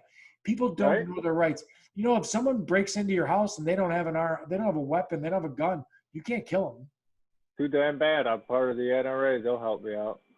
Well, I'm saying You're in my house, buddy. What are you doing in my house? I understand that, but that's not within your rights. And what I'm saying to you is, if you kill that guy that broke into your house, you're going to be a criminal. I don't think so. How? How so? How am I going to be a criminal for shooting somebody that comes into my house? Because you're not shooting him in self-defense. You're shooting him. He's there to steal your TV or whatever he's there to do. He's not physically trying to harm you. Like, you can't shoot somebody. Okay, let's run a scenario. Guy breaks into your house. He tries to break into your house. He thinks you're not home. But oops, your car's at the repair shop and you are home. And you just so happens you're in the basement cleaning. You're in the garage cleaning your guns. He breaks into your garage because he wants to steal that Budweiser banner. And then he sees you, runs out, and you shoot him in the back. You're going to. Well, yeah. That in that situation, yes. But if they're in my house, in my direct house, my garage is unattached. If they're in my direct house, I have the right to shoot anyone that walks through my front door uninvited. No, you do not. I've got my no trespassing signs as well in my front door and on my windows. That carries a ticket of $75, not a death penalty. Well, I'm just explaining to you that. possibly in my house, I'll take that risk. I'm willing to take that risk. I would read the law if I was you, because that's not the law. I'll become a nationalist in that situation then. I'll fly my flag. We're joking about it, but I mean, you understand what I'm saying. So I think right now they're trying to, in Texas, there's a castle law. Yeah. Texas is very, very, very conservative, and the castle law states that if an armed person comes into your home, you can kill that person.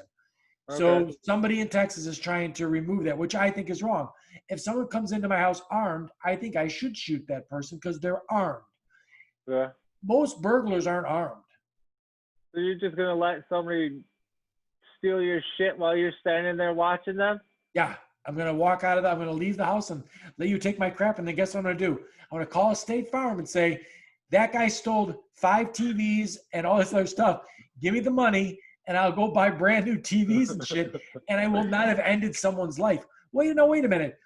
I'm sure that we both know. I know that I do know people that went through times. I just had a guy on the podcast a week ago who was a burglar. He spent all kinds of time in federal prison. He was a heroin addict. He has completely straightened his life out. He found Jesus. He helps other guys do the same thing now. He's married. He's got little kids. He has made, his story is pretty good, Jordan. He made a complete turnaround of his life, and he is helping guys get into a program called John 3:16, and he's getting them in that program that they have substance abuse problems, and they're straightening out their lives. If that guy would have broken my house unarmed, right? He's trying to steal something so he can get his heroin fix, and I shot him in the head, I would do the world a disservice because he's helping the world right now. Man. I'm just saying that's the facts. He is helping right now for sure. And he's got beautiful children, terrific little wife, all that stuff is going. What? 4 now. We'll see. I wish him the best. I wish everyone the best. Yes, I do too. But I'm saying he's doing good things, and maybe he'll always do good things. You don't know. Yeah. But maybe he will. Maybe that person that broke into your home unarmed, again, if someone comes into my house and they have a gun and I can get to my gun, I will shoot them. Yes, I got that. That's fine. But if they broke into my house to steal my TV, I'm going to take a human life. Now, listen, my father is a combat Marine veteran. He wouldn't take the guy's life. Yeah. And I mean, chances are he's taken life before. Yeah, I wouldn't argue that, yeah. I don't know if he has or not. He's never talked about it. But he's trained to, and he's got the mentality. Right. He's a recon Marine that was in Vietnam for a full tour of duty. I would figure that it's possible that he did. And his mentality, I get what I'm saying from that guy. And he's like, you don't ever want to do that, because I think that you would question it in your head if he was unarmed, was not there to do you harm. No? I'd shoot right away. Play stupid games, you win stupid prizes, Bill. I'm sorry. Come into my house unannounced, I'm going to shoot. Right, but if you read the law, I believe you're going to go to prison. I'll deal with it then. Yeah. I'll deal with it then. Hey, that's your prerogative. I think your kids will miss out. Yeah, they will. But hopefully no one tries to come into my house. Well, probably chances are no one will. That's not a thing that happens on the regular. So, but all I'm saying is that's the way the law is set up. So, that's neither here nor there. I wouldn't. I would prefer, if I wasn't home and someone broke into my house, I'd be pissed off. I'd figure out how to put some cameras up. I'd figure out how to do something better than what I was doing, I guess, to make sure that didn't happen. Maybe even move, because I don't want to live in neighborhoods that, there's robberies going on and shit like that. But you don't have the right to just kill people because they're going to steal your shit. Like if a burglar that got caught breaking into 16 homes and stole $10,000 from each house, goes to court, got caught for it all, they never give him the death penalty. He's never going to get the death penalty for that. So you don't have the right to shoot him either, because that's not a death penalty. That's not a, do you know what I mean? That's not a death penalty. Yeah, but how often do burgles actually happen with somebody home? Almost never. When the person doesn't have a weapon. Almost never. Right. Exactly. Almost I would say 7, and that's being generous, out of 10 times the people are armed committing robberies then. Oh, no, Because right. But I when mean, you have a that doesn't weapon, happen either. But that's comes a robbery. most people that burgle something or go to rob somebody, they case the situation out. I mean, the easiest way not to get caught in that situation Don't is do it. well, don't do it. But to make sure that you're not home. Yeah. They don't want to Yeah. have that conversation with you. Besides that, you just up the ante when I get in trouble now. If I shoot you, that's the other thing. You know what I mean? If you're at home doing regular home things, I mean, if a guy came in the door right now, I mean, you're not in your house, you're in your garage. But if a guy kicked in the door right this second and started shooting at you, can you get to a gun fast enough to shoot him? No, not right No. now in this moment. No, but I've got Right. lots of other weapons. I'm just saying that it's not it's kind of a flawed logic to feel like having a gun is some sort of safety issue with that anyway. Oh yeah. No. But all right, so fill me in on the whole the whole 9/11 is a inside job, and I'll get my hat ready. Yes, please. Thank you. Oh man, 9/11. Come on now. The way the building blew up and imploded, Building 7, how that imploded out of nowhere. So They say a plane hit the Pentagon and there's not a single piece of luggage or plane anywhere near the Pentagon. So anybody who is a structural engineer that has come out and written papers saying that the way they went down, everything else is perfectly logical. It's perfectly the way that it would go down. Those people, none of that's true because they're liars. They're in the globalist pockets. Yeah, Come on, man. You didn't see the molten metal?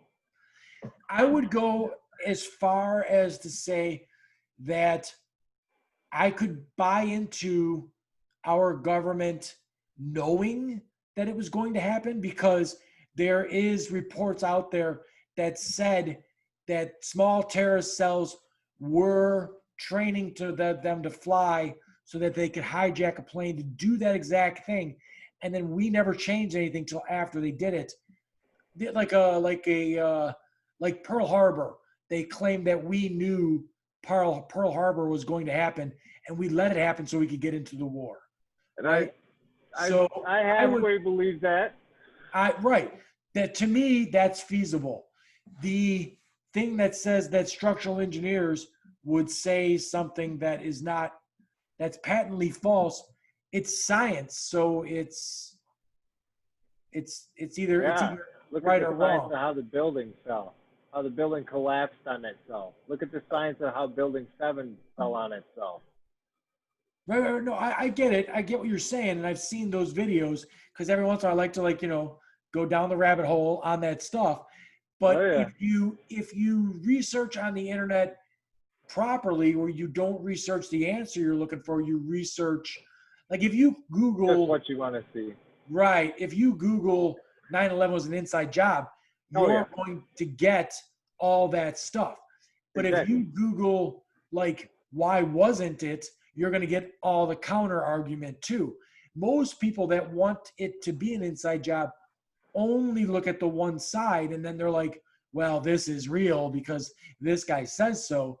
Yeah. But you can find totally legitimate professional engineers who say, no, this is exactly how a building would go down in this situation. So, I've seen the reports that, the people that are saying that the building would never go down that way unless there was explosives in the basement and all this other stuff. And I don't know if any of that's true. Yeah, with how it was built, with the windows being so narrow and the structure being on the outside, it was designed to not really fall like that. And it did. The report that I read was written in the way that said all modern buildings are actually designed to implode exactly that way, because when they go to get rid of that building, there's no way to get rid of that building except for to have it fall into itself when they're going to put a new building up. So the code is to build those buildings exactly that way so that when they do collapse, they don't fall on other buildings. They don't, damage other things that aren't meant to be damaged. And then if you watch a demolition guy demo a building, that's exactly what they do. They fall into themselves and they cause very little damage. So and the windows blow out of the side in certain floors, and all I'm saying is the engineering stuff that I read said that that's exactly how a building would go down if it went down. Yeah. It seems logical to me because if you were in a thickly populated And area. But here's the big thing. What happened after 9/11? What act did the government in place? Well, they made you take your shoes off at the airport, and you couldn't take. The the Patriot Act. There you go, the Patriot Act. And how many rights have we lost off of that? Now they can listen in on all of our stuff. And that's a weird one, Jordan, because you're saying that you're a Republican guy. I'm not a Republican. Okay, I just voted for the Republican Party. Okay. I'm not a Republican. I'm not a Democrat. I like both sides of the parties in little bits of each parties. I don't identify as a Republican or a Democrat. I'm just a guy in the middle trying to make my way. That sounds good to me. That I would say, I'm an independent, and I would definitely have voted for Sanders and been happy to vote for Sanders because I would have liked to have seen what he had. Well, right, and my situation with Sanders is that I believe he had solutions that would solve things in this country. I believe that, through your union, you get your health care and all that other stuff, right? Yep. So I think it's terrific that you get it that way, but I think it's a bad idea business-wise to have people's health care coupled to the place that they work for, because mine is based off of my hours worked. So if I don't work enough hours, I don't get health care. Right. And if you were very, very good at your job, if everyone around you is like, man, Jordan is the fucking best roofer I've ever seen. He's the fucking berries, man. He's a born roofer, this guy, right? I hear it all the time. Thank you. Yeah. You could not break away with children and stuff in your family. It'd be very difficult for you to break away from that company and start your own company because you'd lose your health care for a little while until you could afford to pay for your own. And right now, health care in this country costs like a third more than it costs in other countries for the total cost of it. And our outcomes are far more shitty than they are in countries that have socialized medicine. Yeah. So we're doing it wrong. Problem. Yeah. There's a big problem with it. The medical bills are ridiculous. There should be a different system for it. I'm not sure. I'm no expert. I don't know much about it. I'm just glad I don't have to deal with my health insurance. I just show up to work and I get paid it. If I had to figure it out, I'm sure it would be way more of a problem. But yeah, I believe there's an issue with it. I would just like to see it bad. Right. I would like to see it that it was, a single payer system, because globally that seems to be the system that works the best as far as it goes. Now, whatever they'll come up with, I don't think Joe Biden's got any of the answers. I just don't. He's just a yes man. Right. I am not a fan at all, but I am glad. I got to say, so Donald Trump for me has been a lot of fun. I like to write. Yeah, it's been fun. I like to write jokes on social media, and most of the stuff that you see me post, it's not so. I don't ever share shit. I write my own bullshit on there for a laugh, and I get personal gratification if I write something that is funny. I mean, I wrote the other day that I'm pretty sure that people that block me miss me, and I just thought it came into my head. I thought it was funny. I wrote it. And I mean, people thought it was funny. So that to me is funny because I thought it up. Finding something clever that you see on the internet and then sharing it, that's beneath me. I'm not doing that shit. But So, like when I see a president like Donald Trump, oh my God, he has been fucking hilarious. And then to see a guy with the ego, the size of this guy's ego, and then I had conversations with my cousin Tim, who's coming on the podcast soon. He's a tech guy, and he's like into like looking at the polls and the stats. We talked before 2016, and I argued with him. I said Donald Trump absolutely has a chance to win in 2016, and he's like, "You're out of your mind. There's no chance that that clown is going to win an election in this country. He is a complete." He said, "Grab him by the pussy." He's given interviews that are just terrible. He is a terrible businessman. He's screwed so many contractors and all that other stuff. So he's a bad person as far as it goes. He'll never get elected. And I said, I'm telling you right now, I can totally see him getting elected. He got elected. This last election that went on, he was like, Bill, I'm telling you this time, Donald Trump is going to get reelected. And I'm like, I'm telling you, he is not.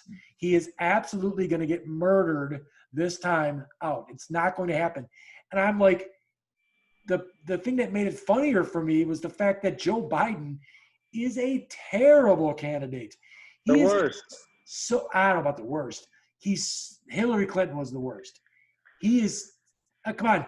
If you looked at it, who do you hate more? Joe Biden? Hillary. Oh, yeah, for sure, right? So Benghazi, the bitch. Benghazi. Come on. You can't even say that. 3,000 people I can say what died. I want. This is America. 3,000 people died yesterday of COVID because this guy botched the response, and 4 people died. And signed on. A lot of people have botched the response. We didn't know how to handle this. But we still don't know all about it. 4 people who signed on for a dangerous job died in Benghazi, and they did hearing after hearing and found her to be not guilty of anything. And then this guy, okay, so anyways, my cousin says, I just like saying silly shit, Bill. No, it's fine. And dude, Jordan, I don't think I ever said it to you before, through wrestling, you're absolutely one of the favorite people that I've met. You are. You're one of my favorite people. Anyways, so my cousin was like adamant. He said, I'm telling you, Donald Trump's gonna win. And I go, I don't like to prognosticate stuff, but I'm telling you right now that he is going to lose, and he's going to lose the popular vote by more than double what he lost the popular vote by last time. And now he's down 7.5 million in the popular votes. And to me, this country was founded on the people have the power. There is no other barometer except for the popular vote for me. This electoral college is a complete mess. If you're a Republican, right now they're saying stuff like the electoral college is smart and blah, blah, blah, blah, blah, and states' rights and all this other bullshit. Once Texas flips blue, the Republicans can never win the electoral college again. They could win and mark my words, if you look at every election for the last, presidential election for the last 4 elections, Texas is slowly moving blue. It's moving blue. It will flip blue. There are 38 electoral votes in Texas. Once all those electoral votes go over to the Democrat side, it does not matter. They could win 3 other states. They could win all kinds of other shit. They will lose the fucking electoral college every time. You will then see hypocritic Republicans saying, we got to get rid of the electoral college. Yeah. Oh, yeah. I'm sure. So, I mean, it's just bullshit. If 7 million more people out of 140 million voted for one guy and the other guy becomes the president, that's fucking insane. That is not the way this country was founded. That's not the way it should go.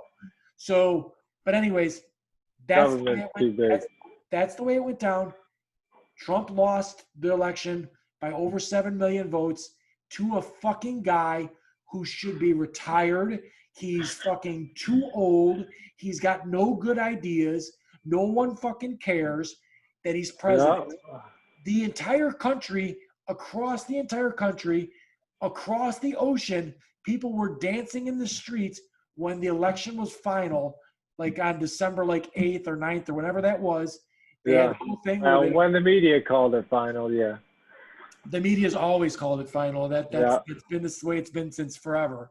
So when they did that, people danced in the street. They did not dance in the street because Joe Biden was going to be president. Oh. They danced in the street because Donald Trump was no longer going to be president. I'm serious. That's why they were dancing. No one is excited to see Joe Biden be president. No, nobody He's not is. going to do anything to help anybody. So yep, Texas is going to fall, and that's going to be the end of it. Well, I'm okay with that because I don't see anything that the Republican Party is currently doing to help America.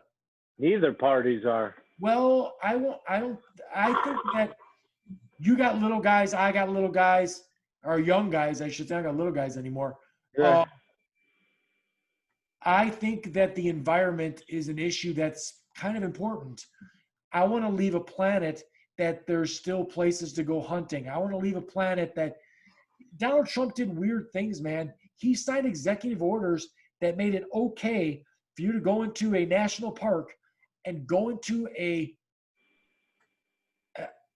cave and shoot a hibernating bear. Why?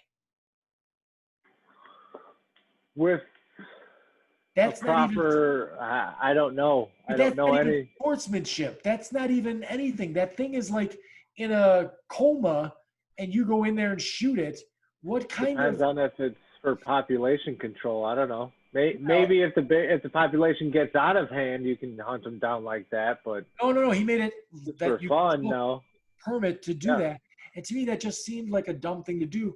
He also made it permissible for chemical companies to put coal ash in the rivers that are near their plants. Why? Why would you make? Why make it easier? It's just putting carbon back into the earth. So I've heard. Yeah. It's not good for the environment, so why do it? He pulled out of the Paris Accord just the only reason was because Obama put us in there. Like, it just didn't make any sense. That's a globalist thing again. Yeah, but you can't deny that Donald Trump was. Why is it just us? Why not China? Why don't we? China is the number one mass producer of the world's pollution. No. How come nobody's regulating them? China's not. We produce. They have regulations? Well, per capita is all that matters, right? So they have 1 billion people in China, and they produce X amount of CO2. We only have 330 million people, and we produce more CO2 than they do. With all the factories and stuff? Well, they don't. Yeah, but most of their country is not industrialized yet. They're getting there. Yeah. They will be, and everything else. And I believe China should be. Someone should reel them in. But we're the global leader. Like, per capita, we own more cars than any country out there. We are the global leader. And with Biden getting in, we're gonna lose it. And the whole world's gonna fall. We're all dead. Put that tinfoil hat back on. As soon as you come up with something that makes me put it back on, I'll put it back on. But so, anyways, I don't think Joe Biden is. When someone says that Joe Biden is dangerous, I laugh because he's absolutely not. He's so boring, and like, he's gonna do nothing. He's gonna do nothing for 4 years. You know, Jordan, me and you were white guys born in good subdivisions where you could get a good education, we could get good connections to get good jobs and all that other stuff. When I got injured, I got put in a hospital in Chicago, and I met people that their job was to wipe my ass pretty much. I was in a coma for 21 days. And then when I got out of the coma, I had lost 38 pounds of muscle had fallen off me, and I had a big halo on my head, and I couldn't even lift my arms up. They had to dress me. They had to wipe my ass. They had to do everything for me, feed me, everything, right? I couldn't talk when I first came out of the coma. So that was their job. They were called a patient care technician. And you get to know these people because every day they're helping you with the most basic things in the world. I found out through knowing these people that they make $9 an hour to do a literally shitty thing to do. Like it's a Yeah, oh, terrible fucking job, but it's better than working at Burger King. It's better than working at McDonald's. And it's really the only jobs that are available to them in those areas. So we're lucky to be guys that grew up where we could go get these trades jobs and everything else. If you're not, you need the government to make changes to make more opportunities. It is better for guys like me and you. It's better for big business if everybody gets a better opportunity to get a better education, if everybody gets a better opportunity to get training to do a better job, and all those other things that go on, it's better for everyone because then that guy goes out, he makes more money, he buys more shoes, he buys more steaks, he buys more stuff. And he also, once you make over $23,000 or $24,000 a year, you don't qualify for welfare anymore. So then guys like me and you aren't paying our tax dollars into that guy making, you're collecting welfare, right? But a guy that makes $9 an hour, let's say for easy math, he makes $10 an hour. We'll give him $1 raise. And he works 50 hours a week. Shit, make it 60. He works 60 hours a week, $10 an hour. That means he makes gross $600 a week, right? So his gross thing is $600 a week, and he works 50 weeks out of the year, right? That's 30 grand, and he's working a job and a half, right? I don't know what your hours are at your work, but 60 hours is a lot of hours to work for a guy, especially if you're wiping asses. So that's a lot of asses to wipe. A lot of asses to wipe. So now that guy, he works 50 weeks, $600 a week that he grosses. He brings home $400 a week at 50 weeks. He brings home $20,000 a year. How the fuck is he supposed to pay for anything on $20,000 a year? No, you can't. Right. You can't. If that guy made twice as much money, $40,000 a year, right? So now he makes $20 an hour, which still, in my book, in your book, that's not a lot of money. It's decent. We're getting there. You're getting there. But if that guy makes twice as much money than he made when he made, so double his money raised, what's he gonna do with that extra 20 grand? Blow it. Well, blow it. He's gonna buy food. He's gonna spend every cent of it on things he needs, right? Yeah. Which, what does that do? That goes back into the economy. Yeah. So the guy who sells him the shoes, listen, I don't care if he buys spinny fucking rims and Adidas. That doesn't bother me because he still buys stuff, and the guy who sold it to him can go buy other stuff. And then this is how we make the economy go round and round. Yep. And sooner or later, all that money goes uphill to Walmart and Target and all that other shit because people buy stuff. So then the economy goes round and round. Why are people so dead set against things like raising the minimum wage to $15 an hour so a guy can make 30 grand a year on 40 hours a week? I have no idea. Well, I mean, I'm just saying. With the way that inflation goes and everything like that, yeah. I mean, $15 an hour to fuck up my order at McDonald's? Really? Yeah. I don't know, man. I don't know. Maybe you should have thought about your life earlier and tried harder. But what if it's the only job available in your area? Then yeah, I don't know. I can't. Well, here's your two choices. Your two choices are is that he makes $8. Work hard. Well, wait. Your two choices are that he makes $8 an hour and he collects welfare, which our tax dollars go into, or he makes $15 an hour, that he grosses $30,000 a year, and he doesn't qualify for welfare. Take the easy route. What's the easy route? The $8 an hour flipping burgers. Oh, no. I'm saying me and you get to choose what he does. Oh, I mean, I'm not telling anyone what to do, Bill. Well, I'm just saying, if you had a magic wand and you could choose, wouldn't you choose that he makes $15 an hour and then I don't got to pay for him out of my money? Yeah, always. I don't like paying taxes. Right. So that's all I'm saying is if that guy gets a raise, then I don't got to pay for his welfare. Yeah, but then the raise goes up on everything, right? No. Nah, Why would the rate go up on everything?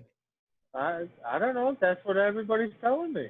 That's what all the big news media says, and all the When guys on all my Facebook warriors out there working I hard don't for me.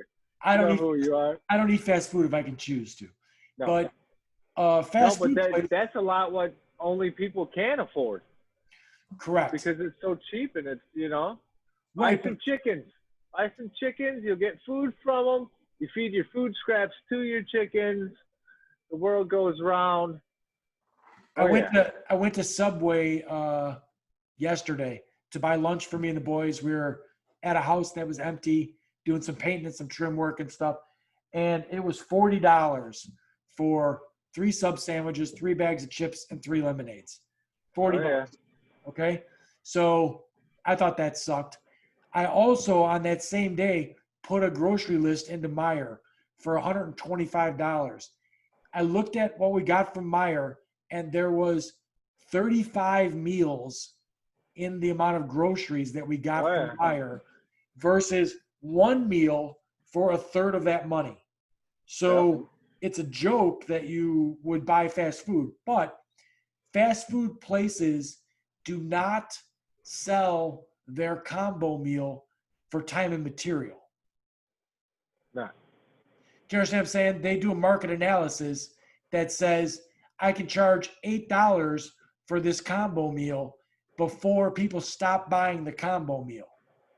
Yeah. Probably.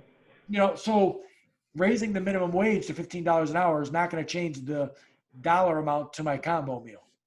Oh, okay. Do you know what I'm saying? Like that's, so I'm just trying to hit some issues as to what it is that on the Republican side of the coin that has you thinking that that's a good idea. You're a union guy. They don't even like Yeah. unions. No, that's what they say. That's what my union tells me to do, but I don't do what people tell me to do. I make my understand own that, but decisions about things. Why do you think your union tells you to do it? Oh my gosh, my union's taking money out of my check now to further the Democratic political party, and I never voted for it. I never said or got a vote to say yes or no with them taking out of my money and giving it to the Democratic political party. But would you want your union to be gone? No. Well, if the Republicans are in charge, it would be. Says who? Says Republicans. Republican platform says that. Have they ever done it? Yes. Mike Pence, who's the vice president, was the governor of Indiana. He made Indiana a right-to-work state. There's still a roofers union in Indiana. Just because it's right to work doesn't mean that unions can't exist. Do you understand what right-to-work is? It just gives the scabs better opportunities to work. Oh, wait, it gives the scabs the exact same benefits that you have, and they don't pay any dues into the union. How does that keep a union alive? I don't know. Listen. How is that other union alive then? So there's guys in Indiana that are making the same amount of money with the same rights that we had, that the union guys have, And they get the same benefits. They don't pay anything into it. They get the same retirement, right? They get all the benefit packages and the same retirement that I get in my union. And they don't pay anything into it. But they don't pay anything into it. Right to work state says that they can get the same thing as a union does and not pay the union. They can go work on union crews and opt out of the union part of it. So for me, that's a union busting way to do it. Ronald Reagan was the first guy that was busting unions. When the air traffic controllers went to go on strike for better working conditions, because they were like, in the 80s, the air controller guys were literally coming to work, putting a gun in their mouth at work and killing themselves on the job because the job was like insane. The job was low pay and they were working 60, 80 hours a week and it was driving them nuts, right? They were going absolutely fucking crazy. They went on strike for better working conditions and Ronald Reagan forced them back to work. He took away all the power the union had to strike. They said you can't strike, go back to work. If you don't, you'll all be fired, and we'll get brand new people in that job. So the Republicans have historically been union busting. That's their way. If you go to the red states down in Mississippi, Arkansas, all those real deep red states, there's no unions down there. Yeah, there's not. Well, what I'm saying is, I'm a general contractor, and I have been since I was 23 years old, right? So I started out in construction when I was almost 18, and worked construction my entire adult life. When I opened my own company, I've never worked union. I've never been in a union, but I understand the value of the union. I understand that makes it so that that guys that do the thing that I do can make a living wage. If I could have sold jobs for union scale jobs, I would have gladly gone union. But the problem is all my competition out in the Frankfurt, New Lenox, Mokina area was non-union. So, you know what I mean? So the further you get away from the city, the less union stuff you get. If unions were gone, the working man's going to be fucked. And I mean, you can thank unions for a 40-hour work week. You can thank unions for paid vacation. You can thank unions for all kinds of things, for OSHA, for safe working environments, for all that stuff that goes on that makes it that guys can earn a living, take a vacation, have nice toys to play with, all that other shit. That's all thanks to a union. So if the angle is to get rid of unions, which I'm explaining to you, Republicans want to get rid of unions. Oh, I know they do. And that's why, that's one of the reasons, I guess, because I don't like them, but there's nothing I personally can do about it. I don't get involved with the voting. Chris. I try to, but you should that's a situation where you're voting against your own interest. What, with voting for a Republican president? Well, I would venture to guess that you would vote for a Republican governor as well. No, I base my votes off of character, my judgment of character in a person. I'm so sorry about that.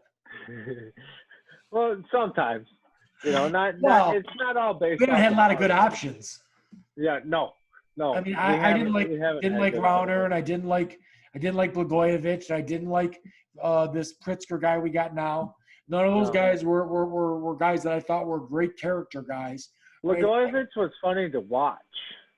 I really enjoyed watching him with his like Chicago demeanor and his hair all done up real nice. Oh yeah, he was funny.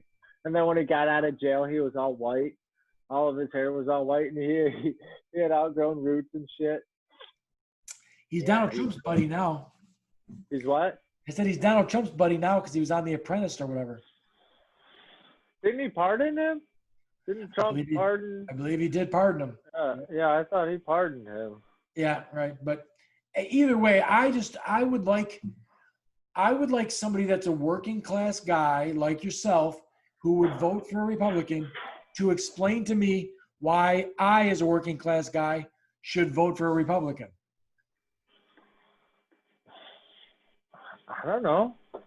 Why would you vote for a Republican? I'm not going to tell you why you should vote for someone. You should make that own decision yourself. Inevitably, I'll make that decision when I go vote. But what I'm saying is... You want me to sell you on my decision? Well, no. I want you to tell me how it is that you came to that decision using like logic and everything else. Like what are besides the team thing? Because I get the team thing, right? Because it seems to me that that Republicans have this like machismo thing, right? Where like we're tough and we don't fucking care about you motherfuckers, and maybe there's a little bit like we don't like brown people so much, so if you're white, come on aboard. But I don't get it beyond that. Like I get the racist part, and I get the guys who like want to feel like they're tough guys and they're gonna vote for the guy that's the tough guy. Or I made a career at the bar on the weekend looking at a guy and saying, tough guy?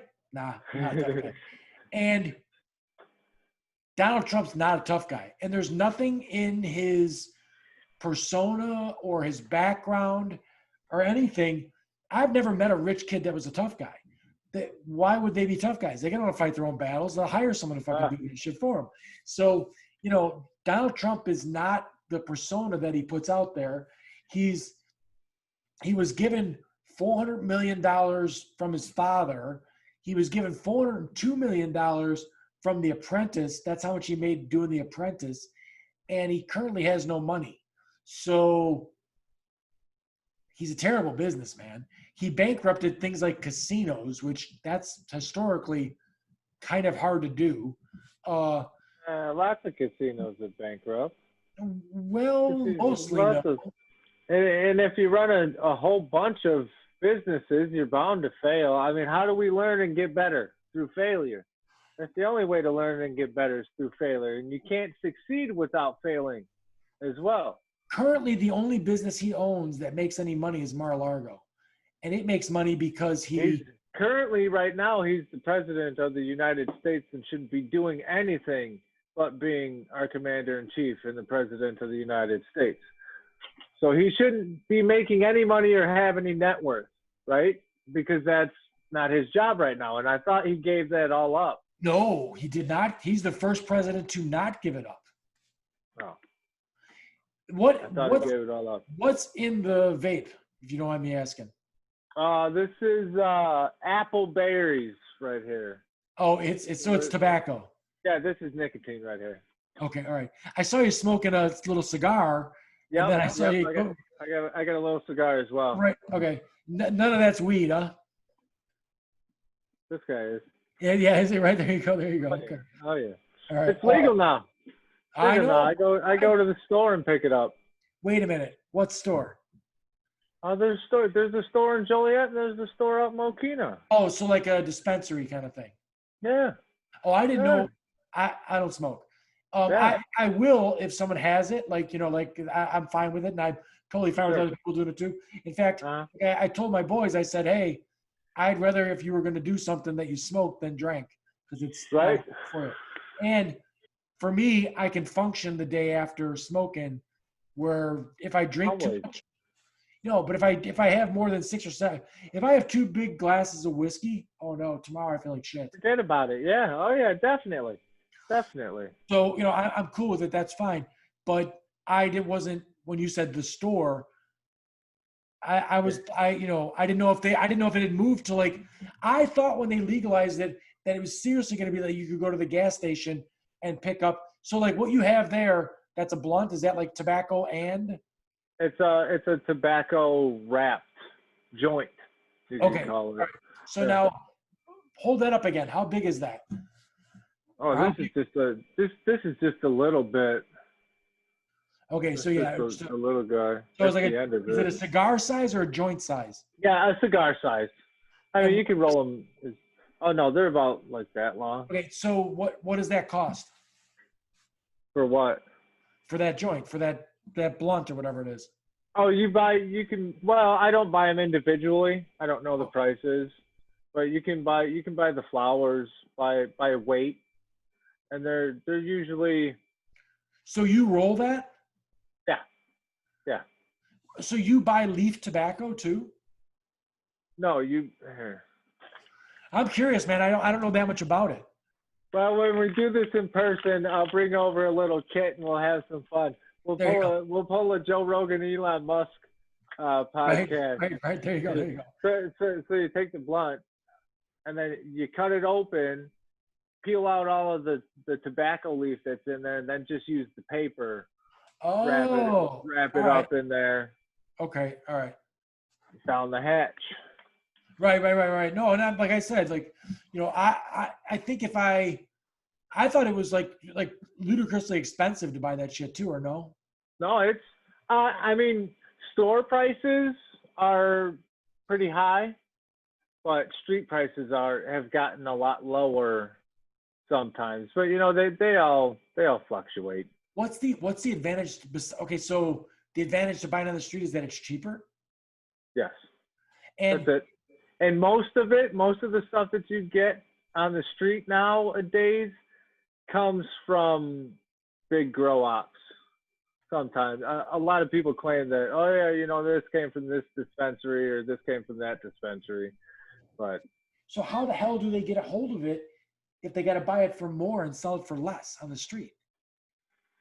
no, they don't buy it from the stores. They get it from their distributor. Oh, I guess allegedly. I don't know.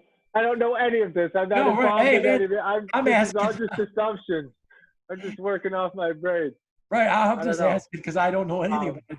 I have. I'm just not trying to incriminate myself. I got to Oh, claim got all it, this got it, is got it. false. Okay. This is all fantasy. No worries. For me myself, I don't think I think the last time I bought pot, I was probably 15. So, it was a long time ago. Any pot that's around here ever is stuff that when I have people over, and I haven't for a long time now, they leave it here. You know what I mean? Like they, come over with a bottle of wine and a bag of weed, and then they leave whatever they didn't smoke when they were here, or part of the pen. Or so. Do you like the actual stuff to smoke or the vape pen better? Depends on the situation of the Drop environment edibles, and like the those. surrounding. I like the edibles, but I like edibles too. Edibles are a different animal. They hit your body different the way they break down. And edibles will put you to sleep. Yeah, a little bit too much for me. And I think I ate too much the one time I was tripping balls. You can almost have slight, very, very slight psychedelic trips or, little just like, all woozy kind of. Oh, yeah. From the edibles, though. I've known you a long time, Jordan. Like since my boys were 6, 7 years old, I've known you. If I looked at you from the outside, as far as the guy that you are and the job that you have and everything else, I would say if I looked at the two platforms, this is a guy who should totally vote Democratic almost all the time across the board. Now, I'm not saying that you should. I'm just saying that for what the one side, my problem with the Democrats is they claim to be something that they're not for. Yeah. They claim to be for the working guy and everything else. And I just think that I think if I was to do it, I would say that if you're a Republican, you're full out for like billionaires and guys that are worth hundreds of millions of dollars. And the Democrats are more for guys that are worth hundreds of millions of dollars and tens of millions of dollars. And nobody is out there for us. Like the only guy that was out there for us was a guy like Bernie Sanders, who has worked in government all those years and still is only worth a little over $1 million. And that's because his wife wrote a book. So, there's very few people in government that I've seen that I felt like were for the working person. You know what I mean? So, and it seems to me the working person is what makes the world go round. Because we pay all the taxes and all that other stuff. I kind of agree with you too, with how I do kind of lean a little more left. Yeah. I'm a number one fan of the Second Amendment, and that me technically too. Falls over to the right. Technically, but I don't know any Democrats. I personally don't know any Democrats that want to take my guns. No, but apparently the news is saying that one of Biden's first 100-day acts is going to be all these new taxes on guns, and if you got ARs, you're going to have to pay $200 and this and that, $200 per high capacity mag. I personally don't see any, I don't want there to be any regulation on, I don't think ARs should be banned. I think that you should be able to go to extra school and take an extra certification or something like that. And I think you should be able to get a fully auto, gun. If you could pass. Right? Military's got that shit. Why can't we have it? Well, they still got their tanks and flamethrowers. Right. But all I'm saying is if you can pass the psychological and you can pass the, the physical shooting of the gun, the safety courses and everything else, and they've deemed you to be a guy who's not going to fucking flip a fucking lid and kill a bunch of motherfuckers, I think that you should be able to get that gun. So I go further to the right than most of my right-leaning friends do as far as the gun thing goes. I grew up with guns. But on the other hand, I personally have absolutely no use for, and just because I can see if someone else does and I want them to have it, I have no use for an AR. I have no use for a automatic rifle. I have no use for any of that shit because it's not a hunting weapon. It's not something that, when I used to go pheasant hunting, if I had 3 shells and I was going to shoot 2 pheasants, I'm only going to use 2 of those shells. Yeah. Because it's bullshit. You're a shitty hunter if you can't shoot a pheasant in the air with a shotgun. You are terrible at hunting and you should go practice more. So my thing is I don't understand why anybody would ever need to take a gun with a 30-round magazine out to go hunting. No, you should. You don't need that for hunting, but it's fun for target. Exactly. I don't shoot target. So, but I also don't tell anyone that they should be able to have that gun. So that's where you can get fully automatics. You just got to go through the whole process of getting the taxes and the stamps and the right certifications. I'm pretty sure anyone can get it. You just got to believe you can have it on through all the process. You can't have it on. You can't have it privately though. Yeah. Oh yeah. You got to get your FFL. I thought you could only. Yeah, but like, okay, so you got to have your federal firearms license, and then you can own and possess full automatics. But I don't think you can take that anywhere except for a range. Where else would you take it? Well, if you didn't have the regulations that so those are regulations that I believe are good. If you didn't have those regulations, some asshole, I guarantee you, would take that out to the fucking railroad tracks and fucking just start shooting an automatic weapon out there. Or he would take it out to his backyard where he had 100 acres and he would just shoot the fucker like Rambo. So, right. If you're on your own property, why not? Because it's not safe.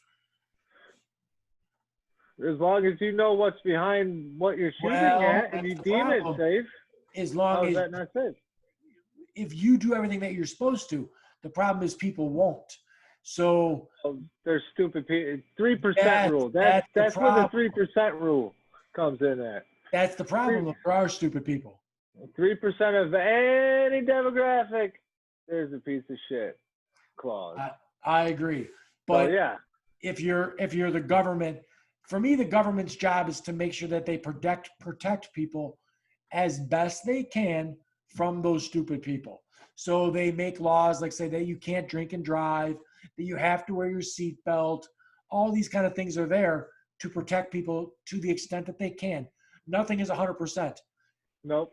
So, but again, like I said, with the gun thing, I'm extremely liberal. I think that people that make $1 billion a year should be taxed so that they never make $1 billion a year. Like that to me is insane. But on the gun end, I think that you should be able to work your way up to getting whatever gun you want to get. The problem that you're going to run into is it's a catch-22. If I think you should be able to get a grenade launcher if you want it. But the problem is, if you want it, you probably shouldn't have it. Grenade launchers are pretty cool, man. I tell you what, we got some airsoft ones that shoot some exploding rounds that are for simulation play, and they're cool. They're cool. So there's a joint down here in Kankakee or Bradley called Hero Land or something like that, or it's in a strip mall over here, and it's got a guy. There's the sign is a guy with an airsoft gun up there, and it must be a place that you can go into and go airsofting or whatever. Really? Yeah. Once this COVID thing's out of the way, because before that, I don't really know what to do. What you call it? The boys have never even taken their guns out anywhere. Have them come over to the house. I know. I mean, backyard. They have. You saw the guns I got them. They got really nice guns and everything else, and they have never They've never had the opportunity to take it out. Man, I'll have to check that out. Wait, do you know what the name of that is? It's Hero Land or Hero World or something like that. And it's in Bradley. Yeah. in Bradley. All right, I'll look it up. Yeah, I'll look for it. Air That'd be nice. place in Bradley, Illinois. Oh yeah. Right. I'm talking on my phone, so I can't do much. There you go. There's Badlands Paintball Field, Legacy Adventure. Maybe that's what it is. Yeah, that's in Lockport. That's Legacy? in Lockport. Yeah, right. Yeah, that's the new place that opened up. They're very nice over there. I like them. Hero Land. Hero Land in Bradley, Illinois. Euros. Yeah. Here you It's go. sending me to a gyro joint. Euro? Ooh, that sounds good. Right. But anyways, so I mean, I'm all for that stuff. I think it looks super fun, the automatic guns, and I've never shied away from buying that stuff for my sons and everything else. Yeah. But on the other end of it, the economic end, I'm absolutely I'm super liberal as far as that goes. I think that taxes should be way higher on people who earn millions of dollars a year because they're not paying any taxes. So Right. They're not paying shit. they're not paying anything. I thought pot should have been legal 30 Long years time ago. ago. Yes, Long time it was ago. stupid. I mean, I would be thrilled with Trump if he pardoned he can't do it on his own, but if he pardoned everybody that was in jail for pot federally right now, I would be thrilled because that'd be great. Our prison system's so fucked up and so overloaded, they don't need to be in there in the first place. Non-violent offenders. Non-violent Little offenders. drug charges. Yep. Right. But those are historically liberal positions. Yeah. And Trump has some positions that are very liberal. The tariff situation that he's doing, that's Bernie Sanders' plan. Is it? Yeah, that is. Republicans have historically said they want free markets, which means they want all the goods and stuff to be manufactured in China and everything else because it's cheaper and then we could buy cheap stuff. The problem with that theory is it puts manufacturing people that work in this country out of work because you can't compete with guys that make $2 a day. Exactly. So, I don't know.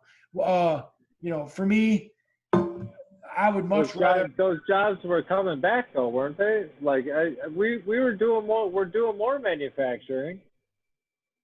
I thought they were. No, they're all. Well, you think that because Donald Trump keeps tweeting it, but no. Like even the carrier. I'm not on Twitter, so I don't. Well, but Lou Dobbs and Sean Hannity keep repeating it because it sounds good.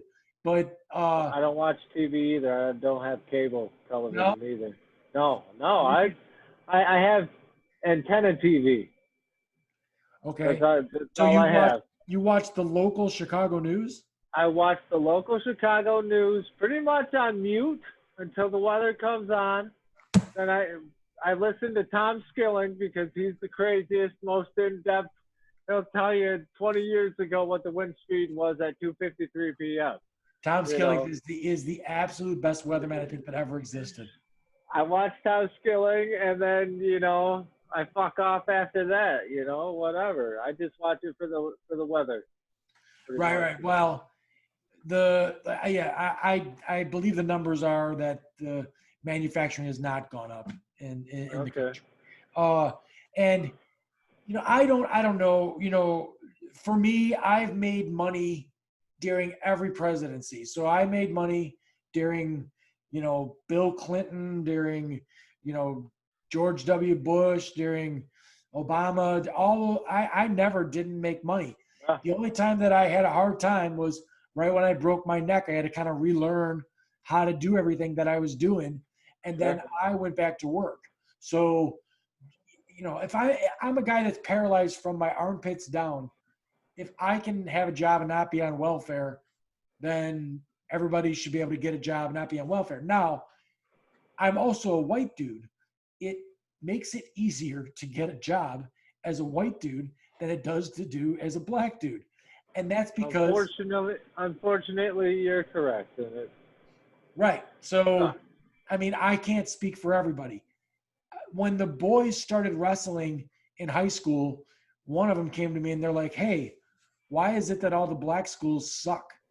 And I'm like, "What do you mean?" He goes, "Well, first they suck at wrestling, and second, when we go there, everything at the school sucks. The showers suck, the locker rooms suck, the mats are shit. Everything they got is crap." And I'm like, "That's because your tax dollars in the neighborhood that the school is in go to paying for the school, and the houses in the Lincoln Way area are worth around $250,000 on the average, and the houses in their subdivisions are worth about $90,000 on the average, and the taxes are far less in those subdivisions because the houses ain't worth shit. So there's no funding for those schools." And they're like, "Well, that doesn't seem right." And I'm like, "Exactly. It doesn't seem right at all. Why isn't it all thrown into one massive pot and then distributed per capita?" Distributed. Yeah. Because I mean, I don't want to pay more in taxes, but I believe that in We the want to long know where our taxes are going. correct. The government in what we Illinois want. is fucked, right, for Oh, sure. it's horrible. And you know, a lot of people are talking about moving out of the state and this and that. You know, I'm already comfortable in this fucked up, shitty state. I don't really want to go anywhere. I mean, I might plan an escape route somewhere, but you know, I'm not. You should do that after your kids get out of high school. You live Yeah. in the Lincoln Way School District. It is a top 50 in the country school. Get your kids through that school. They'll do a lot That's the only better. reason why we're still here. Right. So I have moved people as a realtor from the Lincoln Way area into Indiana, and they will tell you that the schools are no good. Yeah. Oh yeah. I know. I've got some friends that live right over the border, and it just sounds so tempting, but you know, it's so hard to leave the whole school system, and you know, just what my area has to offer. I really like it here. You know, Yeah, and I would say if you can leave after your crooked. kid. What's that? It's just crooked, you know. Damn Chicago, so bad. I don't think it's Chicago. I think it's the whole fucking. I think it's Oh, yeah. anybody who ever gets into government gets convinced to be crooked. I think that Corrupt. as Yep. soon as you get into government, they come to you and say, "What can we do to fucking make you crooked?" Because that's how we'd like to make you be. That's how it works. That's how Right. politics works. Well, so you're a guy who thinks about that stuff now as you're getting older. How can you fix it? Well, from what I've been told, we got to start small.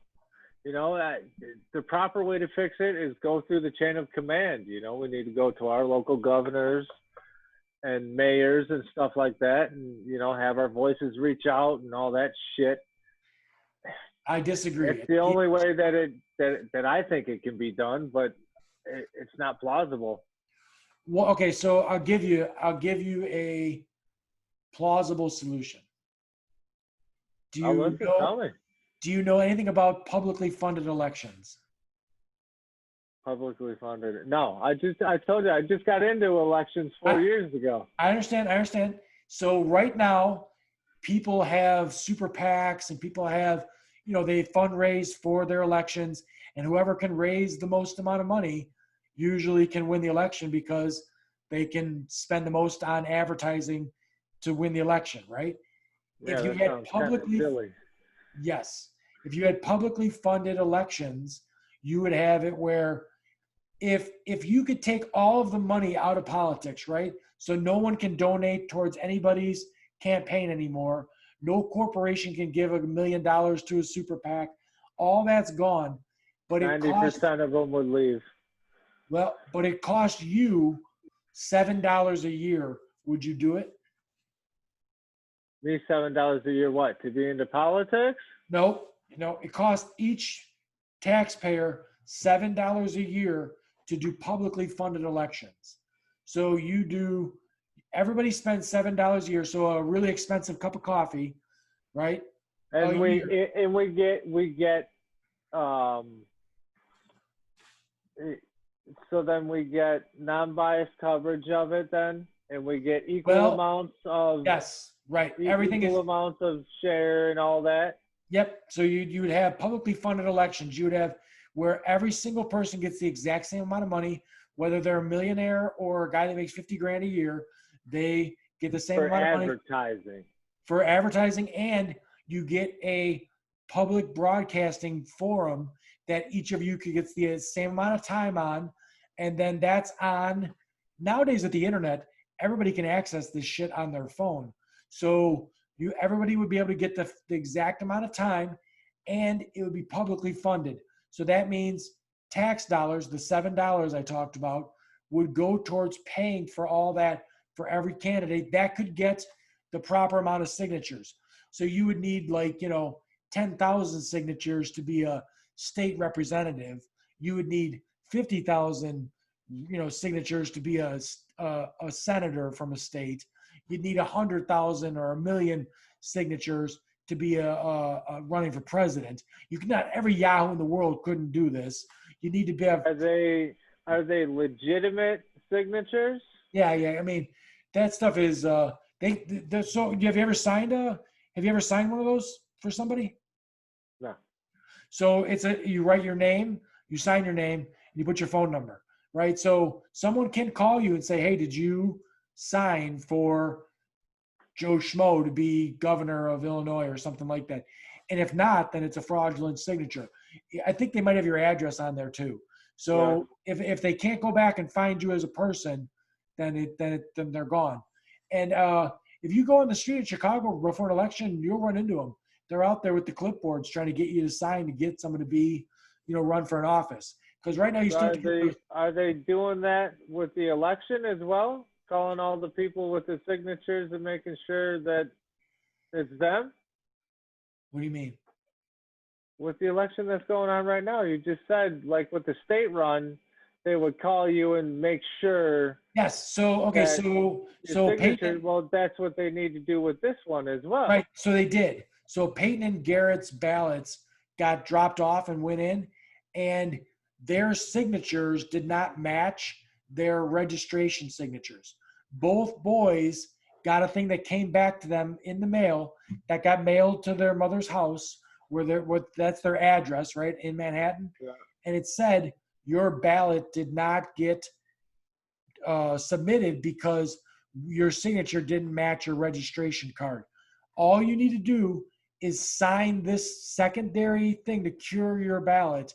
So they signed it, sent it back in, and then their ballot got submitted. So that's like double checking, right? They sent it to your home address. It'd be almost impossible to fraudulently do that because they'd have to get your mail. Right. Okay. So sounds decent. Well, I'm just saying. Give it a whirl on a small scale. Well, that's on the federal scale. That was for the big election that just went on. But and that's in Illinois. Where Illinois didn't matter anyway.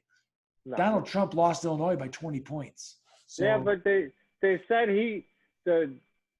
like a small percentage more people voted for Republican this year in Illinois, but I think how large it was, I don't know. I think our friend Eric posted that, but I think he posted it like the day after the election, not after all the ballots were counted. So I think after all the ballots were counted, he still lost by the same amount of votes in Illinois that he lost. Oh, right. Okay. Lost last time or whatever like that.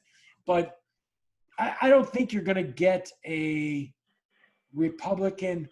I would vote for a Republican president if he said we're going to move towards publicly funded elections. I would vote for Republican president.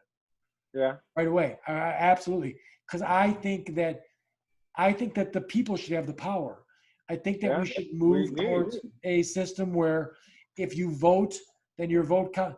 Well, right now our system is completely backwards. If you have money, you can influence elections more than if you don't. If you live in a state like Wyoming, your vote is worth more than your vote is worth in Illinois or in California or in a populated state. Oh, yeah, definitely. Well, because you get more representation in the Electoral College and you get more votes in the Senate. The state of California has 40 million people in it. They have 2 senators. The state of Wyoming has 600,000 people in it. So not just over 500,000. They have 2 senators. Yeah, it's all weird. It's Right, all messed up. Yeah. Yeah. It's No, all I don't know numbers and stuff, so I'm all learning. I'm this old. all new. I'm old. I know all that shit. I've been Yeah. paying attention to it. And I mean, I did very well in civics class in school. So like, I've been paying attention to that shit for a long time. I voted the first time I voted in, Jesus Christ, 88 or no, 92 was the first time that I voted. So 1992 is the first time I voted. So how old were you in 1992? I was in second grade. There you go. There you go. Right. So Second grade. I've been at it for a long 92. time. But my thing is always trying to find solutions that are going to work for the problem.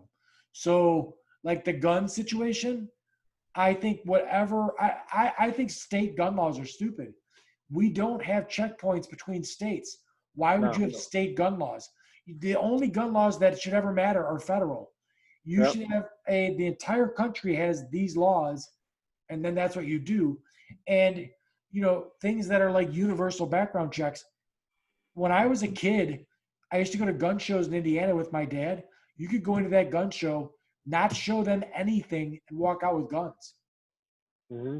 Yeah, because it's the person-to-person transfer. Right. It's a gun show, so it's person to person.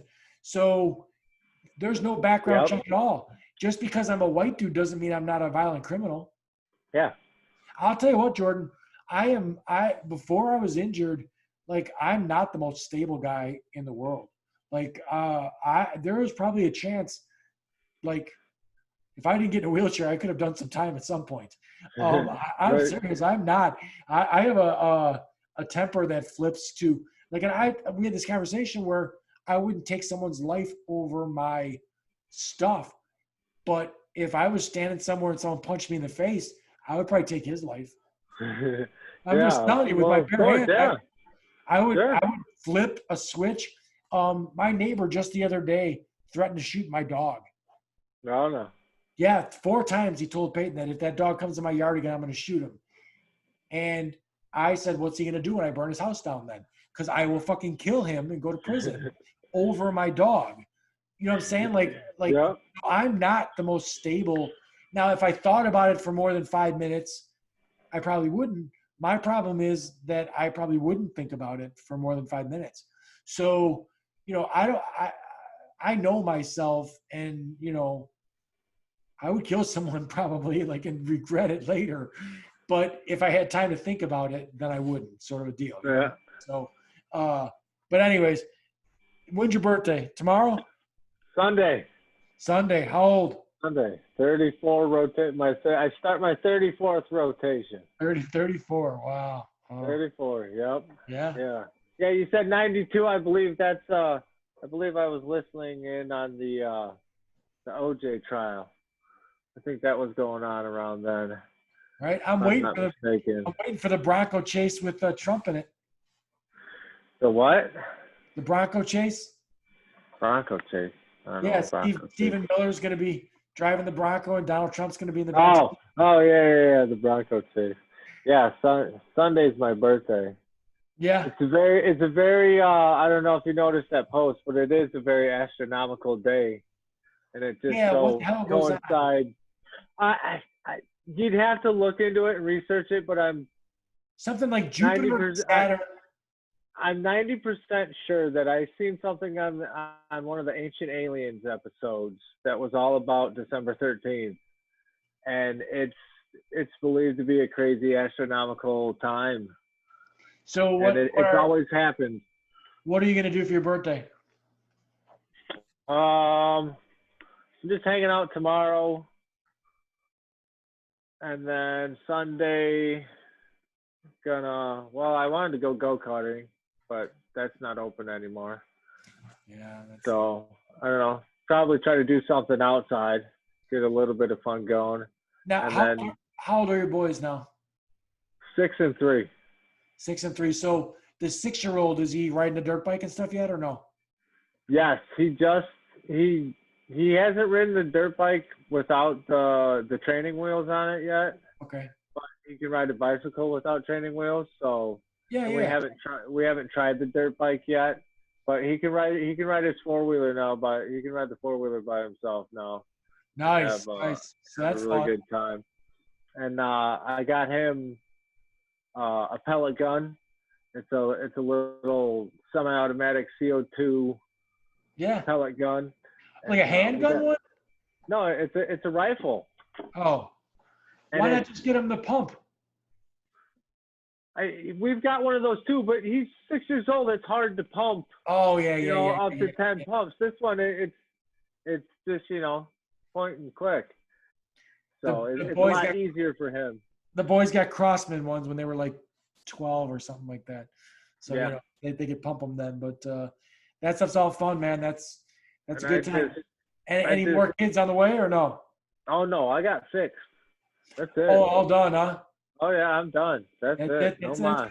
That's good. 2 boys is enough. It's plenty of work, being the referee and watching fights. Oh yeah, that's what it is. I'm gonna watch the fights tomorrow too. There's some UFC fights on tomorrow night. There you go. There you go. So, I'm not a fan. It's something to watch. No, I understand that and everything else. I shouldn't say I'm not a fan. I like to watch the fights, but I would if someone gave me the choice and said, okay, you can watch this college duel or you can watch a UFC event, I would watch a college duel any day over any UFC event. They're always a letdown. Every big one I've ever paid for pay-per-view ends too fast. I was real excited about Askren in the UFC. He took a fucking knee to the head in the first second he was out. That was it. All his fights sucked. Those are no good.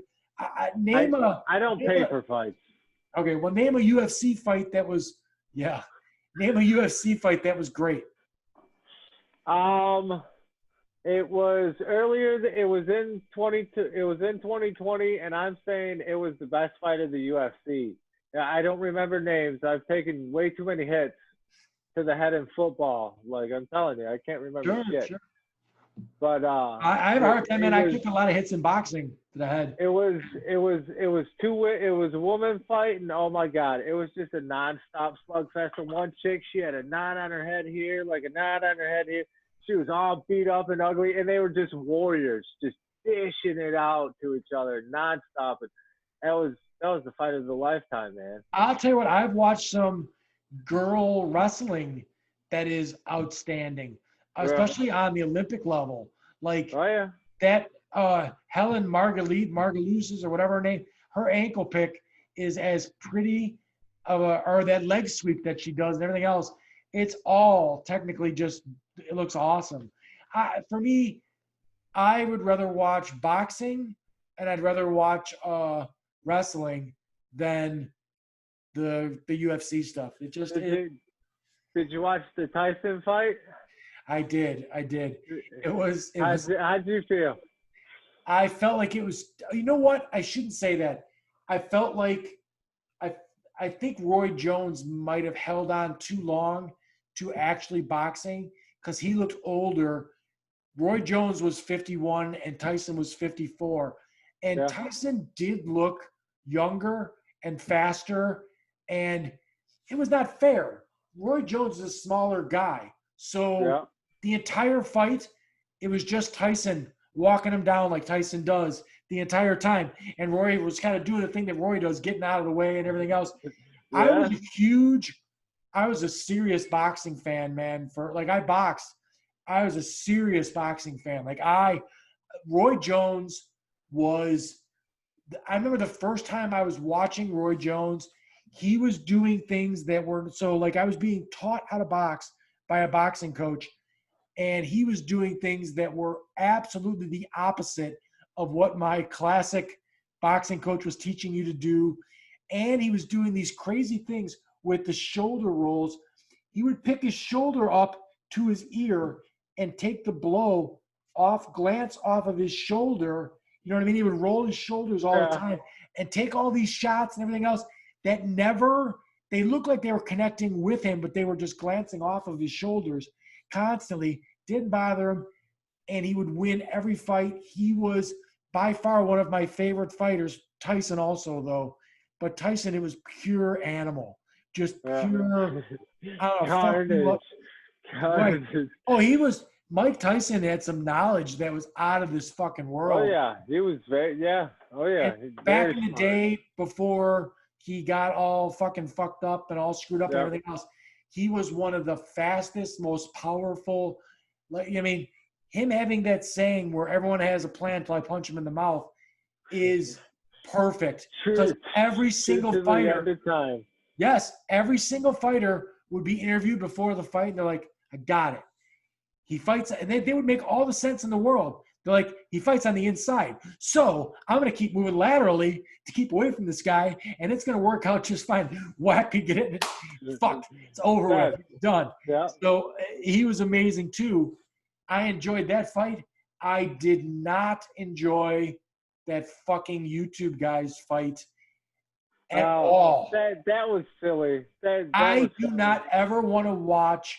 I think some of that is why I don't enjoy the UFC. I see guys in the UFC who cannot. Ben Askren cannot throw a punch. He's fucking terrible at it. He is a terrible, terrible striker. Now, I was excited to see him go because he was an incredible grappler, wrestler. That stuff was awesome to watch. But the striking part is shit. I wish they had a professional, freestyle wrestling circuit that those guys could do that and make money and all their stuff. The American public is pretty fucking stupid. They want to see blood and guts. They want to see all that other shit. So, but I don't know. We started watching UFC stuff 20 years ago, and to me and my friends, it looked exactly like what we do at the bar. Yeah. It looked like I hit you, I square up. It was. Yep, I take you down, I climb up you, and I beat the shit out of you. That's all it looked like to me. And I'm like, I don't think this is a great thing to have. Like, this isn't. And 20 some odd years ago, there was hardly any weight classes. So you'd have big guys fight little guys. All My dad used to take me to his friends' houses. I've seen like the first 10 UFC fights when I was a kid, starting from number one. Right. I used to watch boxing with my dad all the time. He'd take me out and we'd go watch it at people's houses, and it was a lot of fun. I used to follow boxing a lot. My dad used to box, and I got into it a little bit. I did karate for 6 years, I think, when I was a kid, and then did a little bit of boxing. Then started off, did 1 year of soccer, got kicked out of some games because I was too rough. It was being too rough on the field, and we had practices at one of the elementary schools where the Mustangs football program was practicing as well. And I just want to play football. I want to smash people. My parents wouldn't let me play football as a little guy. I think I want my children. You ask Attilio what he wants to do, and it's nothing but play football for the Chicago Bears.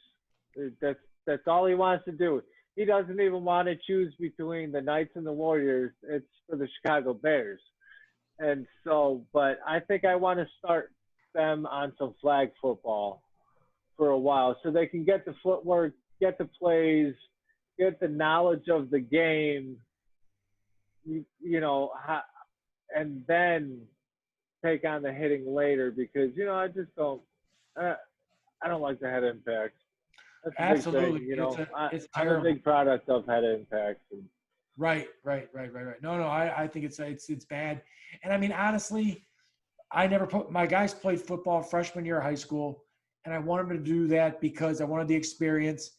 And I also want them to socially get out there and meet other people that aren't in wrestling. So they did that. But I was never somebody that wanted to play football. If you're a 6 foot tall white dude, your chances of playing even college football are pretty fucking slim. So, why bother with it, to be honest with you? I mean, I did awesome in Pop Warner. Like, when we were all same weight class, same size, I started both ways. I played center and nose tackle. So I was just pushing over the kids that were playing center and grabbing the quarterback. And, I was just a monster out there because we were all the same size. Then we got into high school, and there were no weight classes, you get Joe Schmo from, that's 7 foot tall and 300 pounds. You're like, wait, this kid's in high school? Yeah, no. I played football in high school. I got blindsided on a kickoff return. Holy shit, man. I got knocked the next week. And I mean, and that was legal back then. Yeah. That was perfectly legal. Kickoff, you pick somebody out, you smash them. You just smash them. I don't care if they got the ball or not. You smash them, and then you get to do with the ball. Right. So, all right, man. Hey, let's wrap it up. We're 3 hours into it. Holy cow. Yeah, I enjoyed it, man. I have fun talking to you. And all the years of wrestling, we get a little bit of time to talk here and there. But we never get like a long conversation. There is nobody that I talk to that I ever, and you don't have even like really wild political ideas. I mean, thinking that this election was crooked, that's all funny because that, all rigged, man. The whole government's rigged. It's not. Joe Biden's going to be your president real soon. That's all right. Whatever. I'm sorry. Good. I'm not happy about it either, but he's going to be no. But anyways, I've never ever left a conversation where I, thought negatively of anybody or anything like that. So, again, I don't debate people with that stuff. I like to hear what their thoughts are on it and stuff, but that's about it. But hey, man, enjoy your birthday. I'd like to do another conversation, definitely, and one that's, far after political, so we can just get to, bullshit and having fun. And, yeah. Well, as soon as we can, all get together and stuff like that, then I'll have you out and we'll sit down together. Can we do it on the dock lakeside? Yeah. For a podcast. We'll set it up outside. That'd be awesome. So. Cool, man. Happy birthday. Man, I appreciate you having me on, man. It was a lot of fun. Good. Happy birthday. All right, Bo. Thanks. See you, man. Bye.